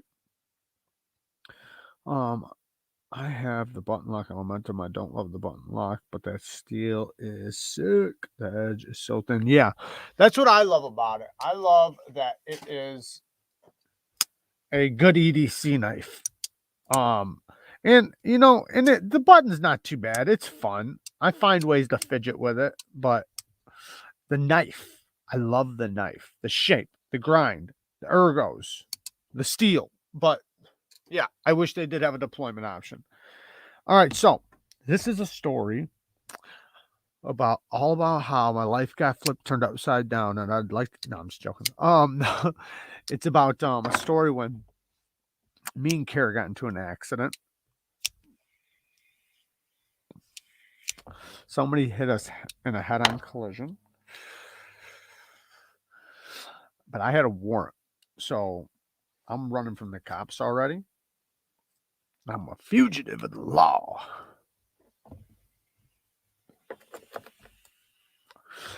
And it winds up happening in the worst place possible. Because one, they all know me where we're at.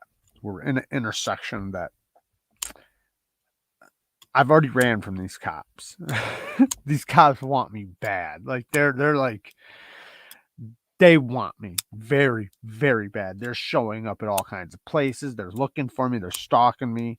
And they're going to catch me eventually, but I'm going to string it out as long as I can, right? Well, we're driving and we get at this light and we're about to turn. And this guy, instead of just passing us, he just goes, like, this is two lights. Instead of him just going past us, he goes, wham, and just smashes us head-on collision. Fuck. So we're on the side of the road now. And this was like, to me personally, this kills me inside, because I'm the type of person, like, ride or die. I'm not going nowhere.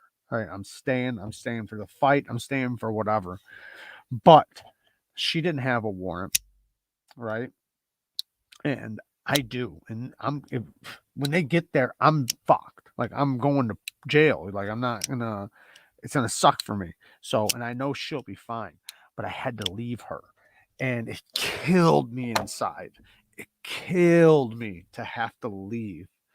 We weren't married yet, but my girl on the side of the road in a fucking car, it wound up actually still running. She wound up actually driving off, but I didn't know that part yet. So that's later in the story. But the person that hit her winds up leaving. They stopped though. So at the time when I'm there, I'm thinking they're going to call the cops. Cops are going to be there, yada, yada. Well, they did wind up coming, but my point is that I didn't know they were going to try to run. I think they ran. But anyways, I definitely ran. So so I just tell her, like, I gotta go, right? Like, she understands, like, she knows, like, she's not even trying to convince me to stay. She's like, yeah, get the hell out of here now, like, go. And so I get out on foot now, right? So now I already know that cops are going to be after me. They're going to hear the story. Somebody's going to tell them, like, yeah, guy got out of that car. They're going to see her. They're going to know it's me, and they're going to be on my tail. So I've got to, like, outsmart them of what direction I'm going to go, right? They're going to expect certain directions of where I'm going to go. Well, so my plan was I had to think of where I could go, because where I'm at, like, I'm far away from everything, but yet still in a good vicinity. So, like, I'm in long walking distance from places I need to go, but I can't take the main roads, because taking the main roads is dangerous. I will get caught. They will fucking catch me.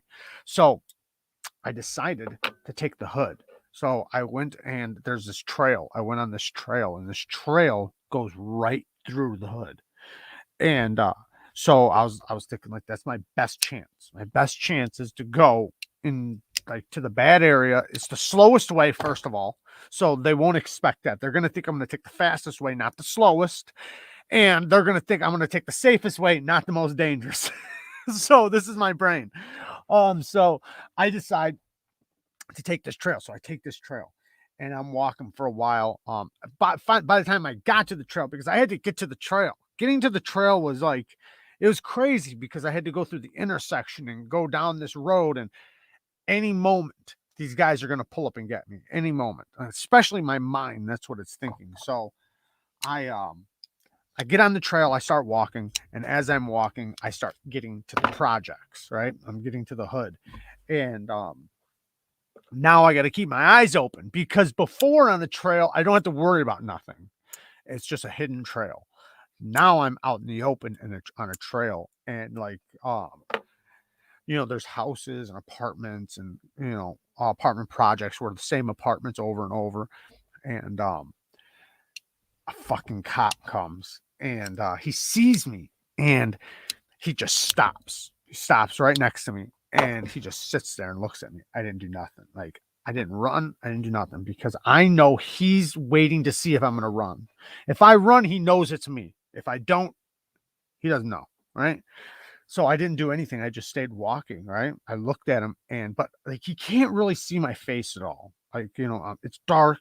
I'm on a dark path. So I just kind of waved to him. And when I waved to him, he pulled off. So I kind of, like, reverse psychology, I guess, right? Because he's trying to pressure me to run. Like, he knows, like, if this guy has something to worry about, he's going to run. If he doesn't, why would he care that I'm stalking him? Because he was stalking me. Like, he was going really slow next to me, and wound up working out. He pulled out, and then now I have a long distance to go. So I go to this gas station. That's a gas station. I know I'll run into somebody. I know, and I do. And they give me a ride up to a family member's house. It's really far away. And Kara, her car actually, I mean, it was fucked up, but she was able to drive to, I think, her mom's house or something. I think that's the way it went. I'm not positive, but the person, I think they drove off or some shit, and then called the cops, and then say she hit them. We weren't even moving. We were stopped. Like, we didn't hit them. They hit us. Anyways, totaled the car, totaled it. But it was able to make it to her mom's house, and that was it, really. I mean, she wound up getting a ride up to where I went, and happily ever after, right? The crazy thing is we wound up getting into three accidents, all within, like, a week. Like, what was it? 2 or 3 accidents, all within a week. All of them were not our faults, except for the one I got into. That was definitely my fault. When I rolled that car, I rolled a car going like 90 miles an hour, 100 miles an hour on the highway, and we rolled it like 9 times, just bah, bah, bah, bah, bah, and wound up upside down. Had a warrant then too, but I did wind up going to jail because they got me. I tried to lie and say I was somebody else, but they figured it out. But anyways, but that is the story. I would go into the other story, but I'm not sure. What do we? Oh, we still have like 20 minutes. Shit. Let me see what the comments are saying, and then maybe we'll go into another one. You guys are talking knives. We can go back to knives. We ain't got to tell stories. Are you sure about this story? Sure about what story? This story? You have no idea. Funny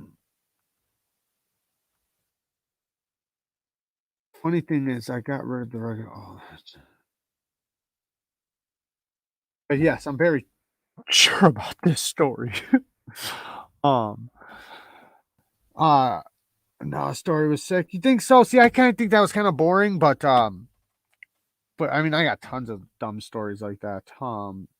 Sorry, neighbor came over. That was a story wild enough. If it stops there, yeah, it did stop there. Actually, that was it. I wound up at my cousin's, and that was it. The problem was that now we were carless and we're stuck at a relative's house, and we're stuck.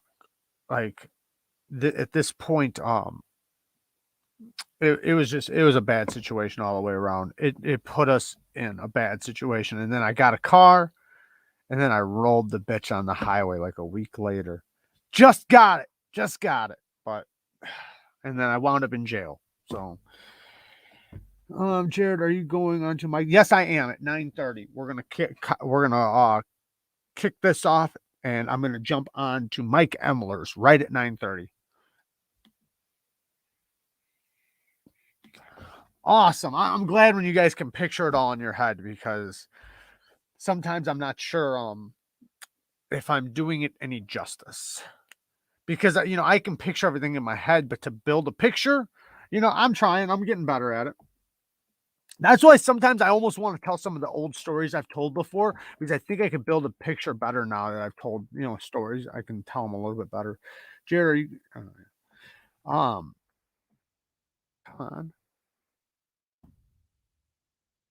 I've had the mini for about 2 weeks, and it's a beast for its size. You want to get the full size. You're talking about the critical mini? Yeah, it's a good knife. It is. I've never tried the titanium version, the full size, but the mini the mini is basically a full size knife. It's not, it's big for a mini, or I guess you should say a regular knife for a mini. All right, Fiend, thank you for coming in, man. Thank you for all the moderating, brother. I appreciate it. Love you, man. We'll see you next time. Jared, that's cool. The green micarta turned out to be a decent one. Wait. Green micarta turned out to be a decent one. I really like it. Which one? The on the critical? Mine's like a gray micarta or black micarta or something. Oh, yeah. Thank you, Fiend. Before Fiend left, he left us a link. That is where we're going right after this. We're going to jump on to Mike Emler's live. I'm going to go on there if you guys want to join us. I'm going to actually be on the show, not in the chat. So,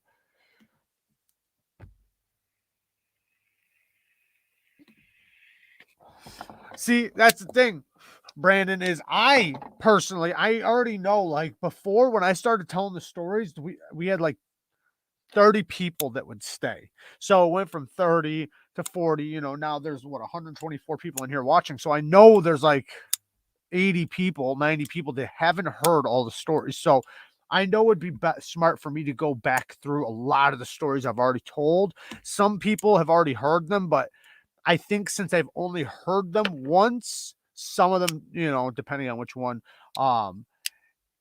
it might be better and more entertaining since they kind of know the story already. I might be able to put in some details that maybe they couldn't follow along with before. So, yeah. But let's go, Brandon.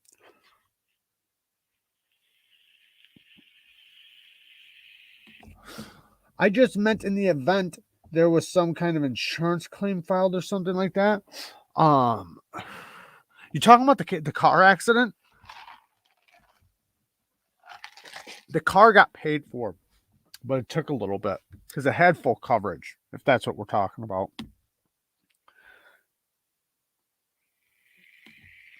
Sweet. Yeah, the October's dope. I'm waiting for that titanium one should be dropping. Hey, did you guys see the Halloween version? So my titanium version is basically the exact way the Halloween version is, except for the Halloween version is in another handle material, but the blade thickness and geometry is the same. So they went with a harder use geometry for the Halloween edition. There's only so many made.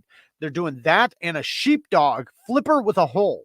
So there's a sheepdog that's a flipper sheepdog and it has a hole. And then the October has thicker geometry. So it's more harder use, more robust. It's not like stupid thick or anything, but it is more robust. Thicker blades, stock thicker everything. I have them both so I can compare them. That's the way I am. Unless if it happens like 5 times, then it's like, all right, I've heard this story enough. But I think some of these stories they're very entertaining. So they're kind of, some of them are like, they keep you on your toes. So they're kind of interesting. We're losing some people here. Maybe I should get into a story. I was talking about the green micarta Tucson. Oh yeah. Yeah, they improved that micarta because their micarta before, man, was shit.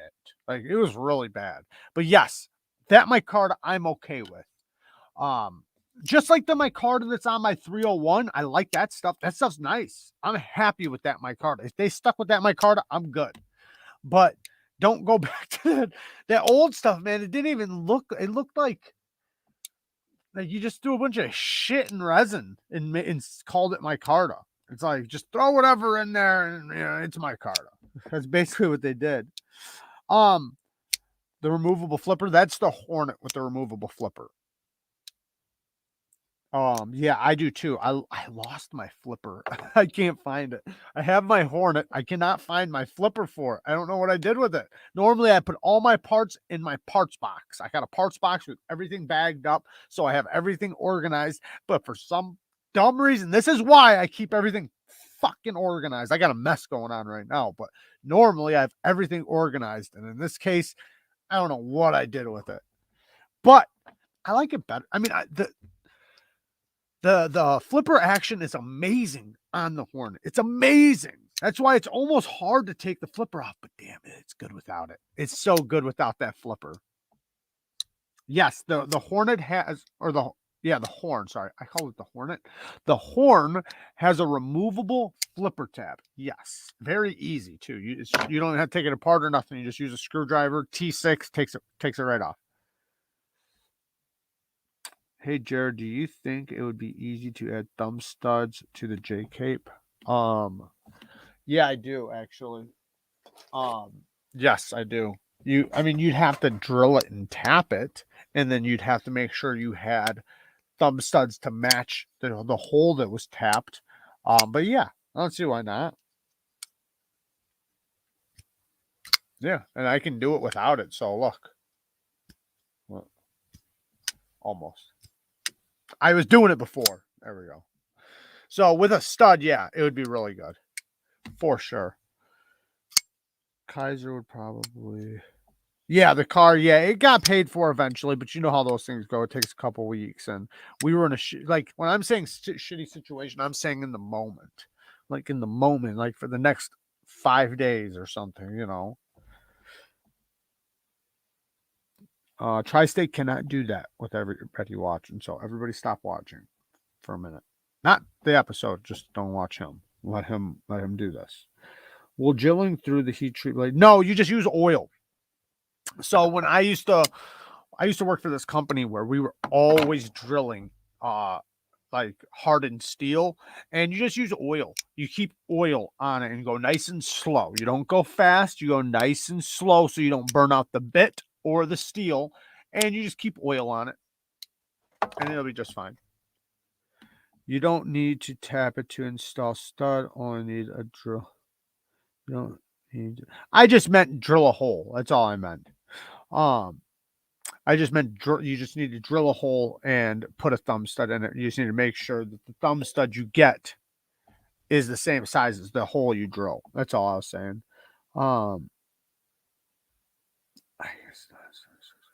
All right, we'll tell another story. Okay, so this story I did already tell before. Got it. It's about keeping it cool. Yeah, the oil will keep it cool. Like that's how we always did it. Like we just put oil on it. We always had oil like to just drip in the hole right there and keep the bit going slow. Make sure you're using a good quality bit, but you don't want to burn out the bit and you don't want to make the hole hot, so you don't go fast. You go nice and slow, nice and steady. It can take a little bit, but yeah. Everyday EDC again for Maurice. Maurice, you got a squad in here. Thank you, man. I appreciate the donation. Thank you, thank you, thank you. All right, so which story should I tell? I can tell that one with the party where dude pulled out a knife on me, or I can tell the story man, there's so many I've told. You guys, the guys that have heard the stories, tell me. You guys tell me which story should I go with. Just like I can tell a story about the rolling the car on the highway, to getting shot in the eye, to running from the police, just sharpened a machete yesterday with the work sharp field sharpener. With the field sharpener and the abrasive got kind of warm. Any possible extra wear by heat? Not that kind of heat. You're talking with the field sharpener. That's a hand sharpener. You're not gonna burn nothing with that. You're gonna need, like, the only way you're gonna burn the steel is if you actually make it hot. It's got to be too hot to like touch. Like if it's warm, that's not burning the steel. Burning the steel is when it's hot, like hot, like too hot to touch.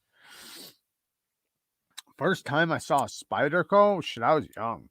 I thought they were ugly as fuck. I thought they were so ugly. I never wanted one. The reason why is because I couldn't imagine why you'd ever want a hole in your knife. My thought process was putting a hole in your knife just messes it up. Now it's weak. That's what I thought. You know, I thought putting a hole in your knife, why would you ever put a, I'm trying to stop holes in my knife. That was my mindset. Like, I'm trying to prevent holes in my knife. Like, I don't want it to break. So why would I ever like buy a knife that already is half broken? Like, that's what I thought. I've never been to band camp.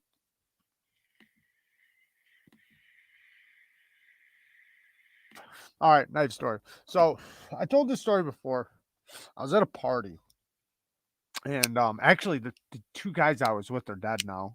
But I was at this party, and Kirk, thank you, man. Stropping compound or straight leather? I tend to use plain leather. If compound, what color? Yes, use compound with your leather. It will make the leather work better and faster. So I would go with green or white. Those are my favorite. White is a little bit more abrasive than green. Green is a little bit more polished, but it's not really a polish. It's called a polishing compound, but green or white. White is usually around 6 micron. Green is usually around 3 micron, but you know, they can change a little bit. Depends on the company and everything. But yeah, I would go with my white. I like better than green, but green, you know, is good too. It's really good. Okay. So I'm at this party, and this party is in a bad area. It's not in a good area, and there's a bunch of people there. A lot of people I don't know, right? I'm with my people. There's people, you know, I don't know there. And I'm in the kitchen. I can't remember exactly how it happened. Damn it, my fucking jewel. Hang on a second. I can't tell stories without my jewel.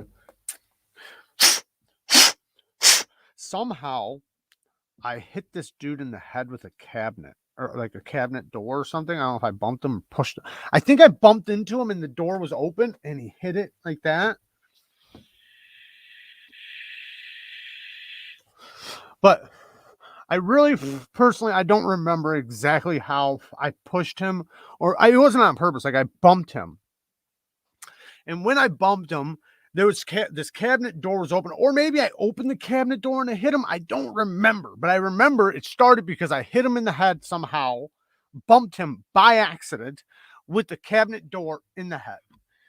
And he instantly gets mad. And he's like, I can't remember his exact words, but his words were like something like, "Oh, we're going outside now," or something like that, right? Like something like, "Oh, we're taking this outside," or some shit.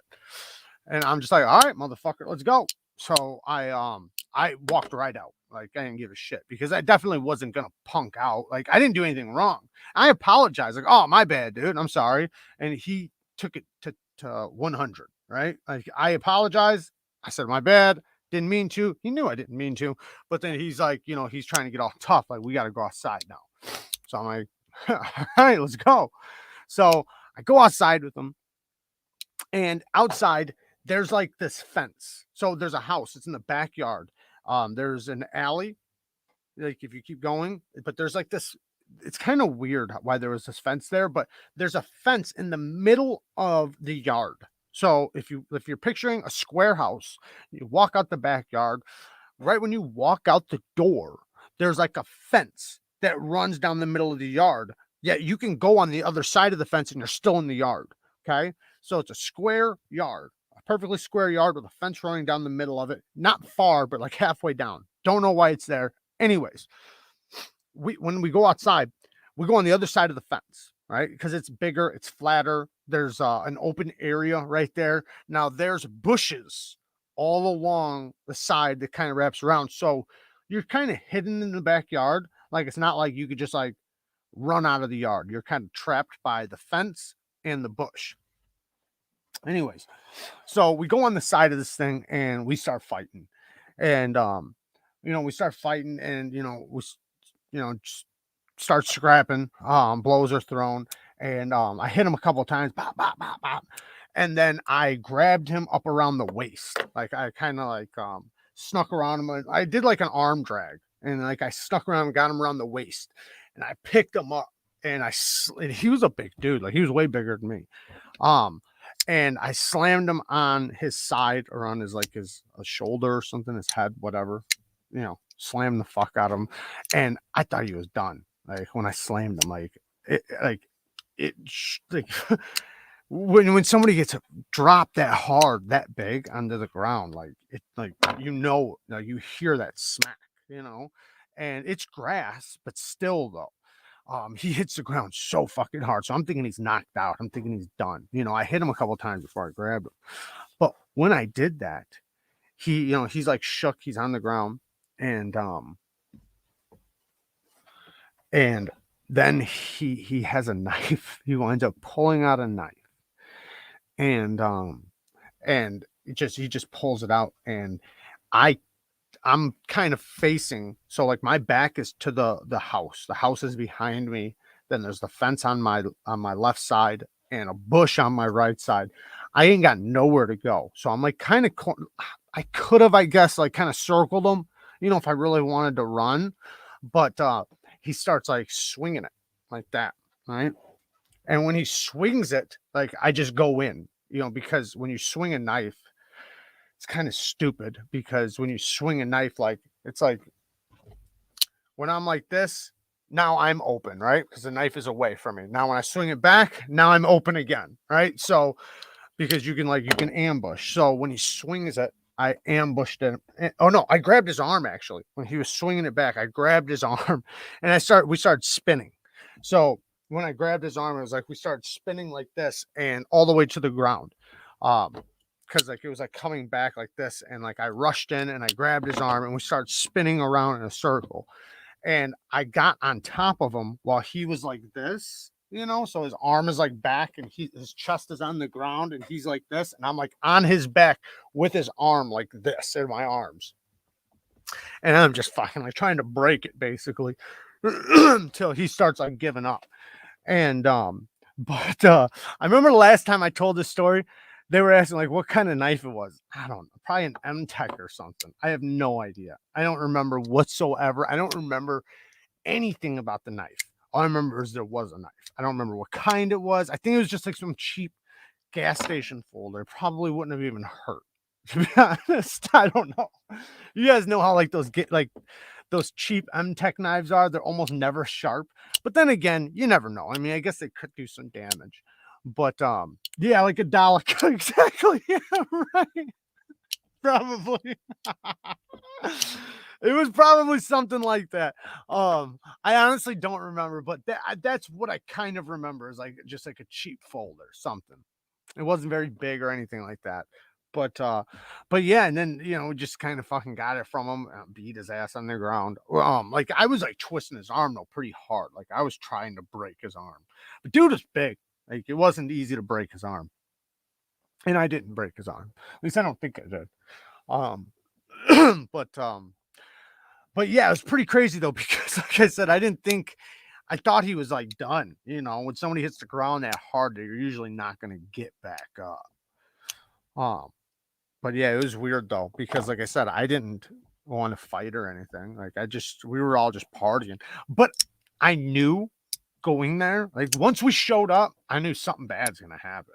Like it's the type of party where you can tell it's all thugs, it's all nobody in there's got good intentions. And I didn't know half the people in there, which was also a bad sign. Kind of like when I got hit by that bottle, like that was at a party where people I didn't know. I knew half the people, but not the other half. Cheap knives make you bleed as well. Yeah, that's why, obviously I don't it could have been sharp as fuck. I don't remember. But that's what I mean. I don't know. It could have been sharp, it could have been dull. But yeah, it'll do the same damage, really. Especially with poking, right? Poking, it doesn't matter how sharp an edge is, it'll poke.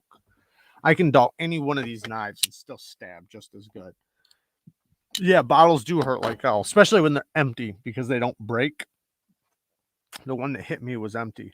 Um, like if you've ever been in a bar fight or a party fight or whatever, and you're gonna hit somebody in the head with a bottle, you usually want to do it with an empty one because it won't break. You can still keep it. If it's full, it'll shatter. So, and like you can repeatedly hit somebody with an empty bottle, but not a full bottle. Full bottle will just shatter. Now, yeah, of course, um, like a shattered bottle, can put glass in your head and everything else, but and get you wet. My eye, when I got hit, I was leaking. I almost thought it was a beer, but it wasn't. It was my eyebrow was like folded over. It was busted off right here, and it was just pouring blood.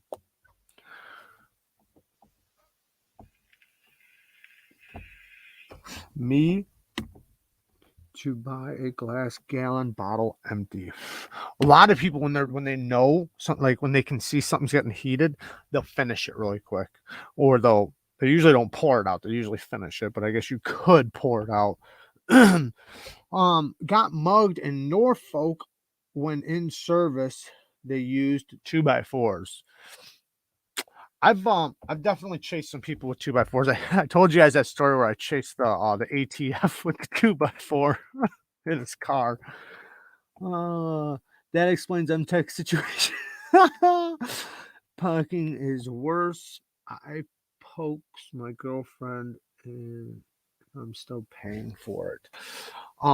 Poking is worse. I poked my girlfriend in high school and I'm still paying for it. Damn, that sucks.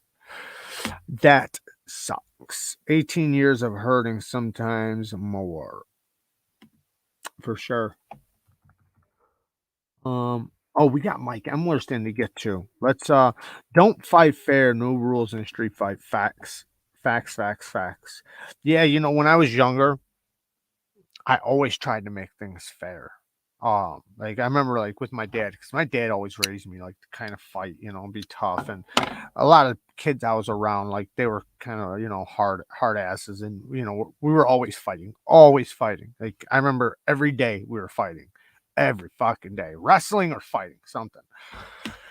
But I always tried to be like my dad kind of taught me like to be a gentleman about it, but he also taught me, like on the streets, there is no fucking rules, so be prepared basically. And I remember you know, after a couple times of seeing how unfair it can get, it changed my mind on the perspective of a street fight. Like, so many things can happen.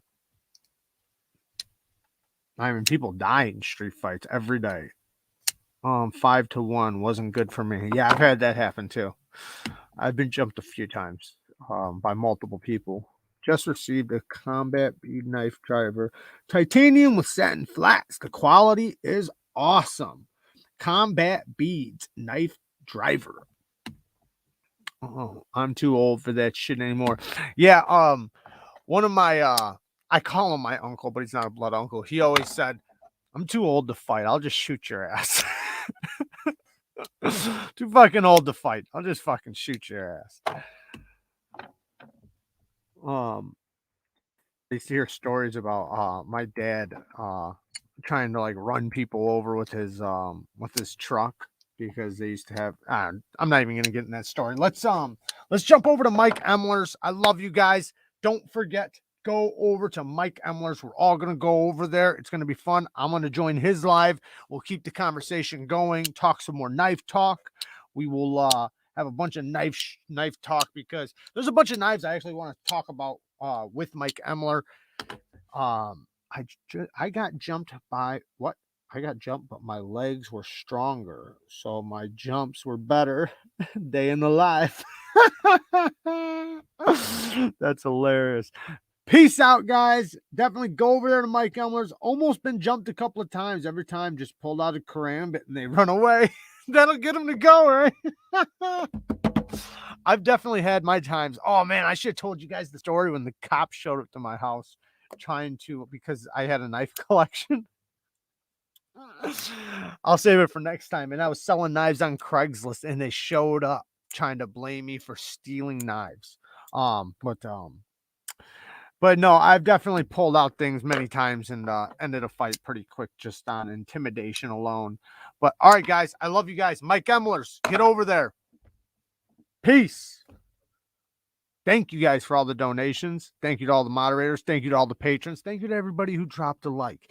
And thank you to everybody who's about to meet me over at Mike Emler's. I love you guys. Peace. That was a better ending.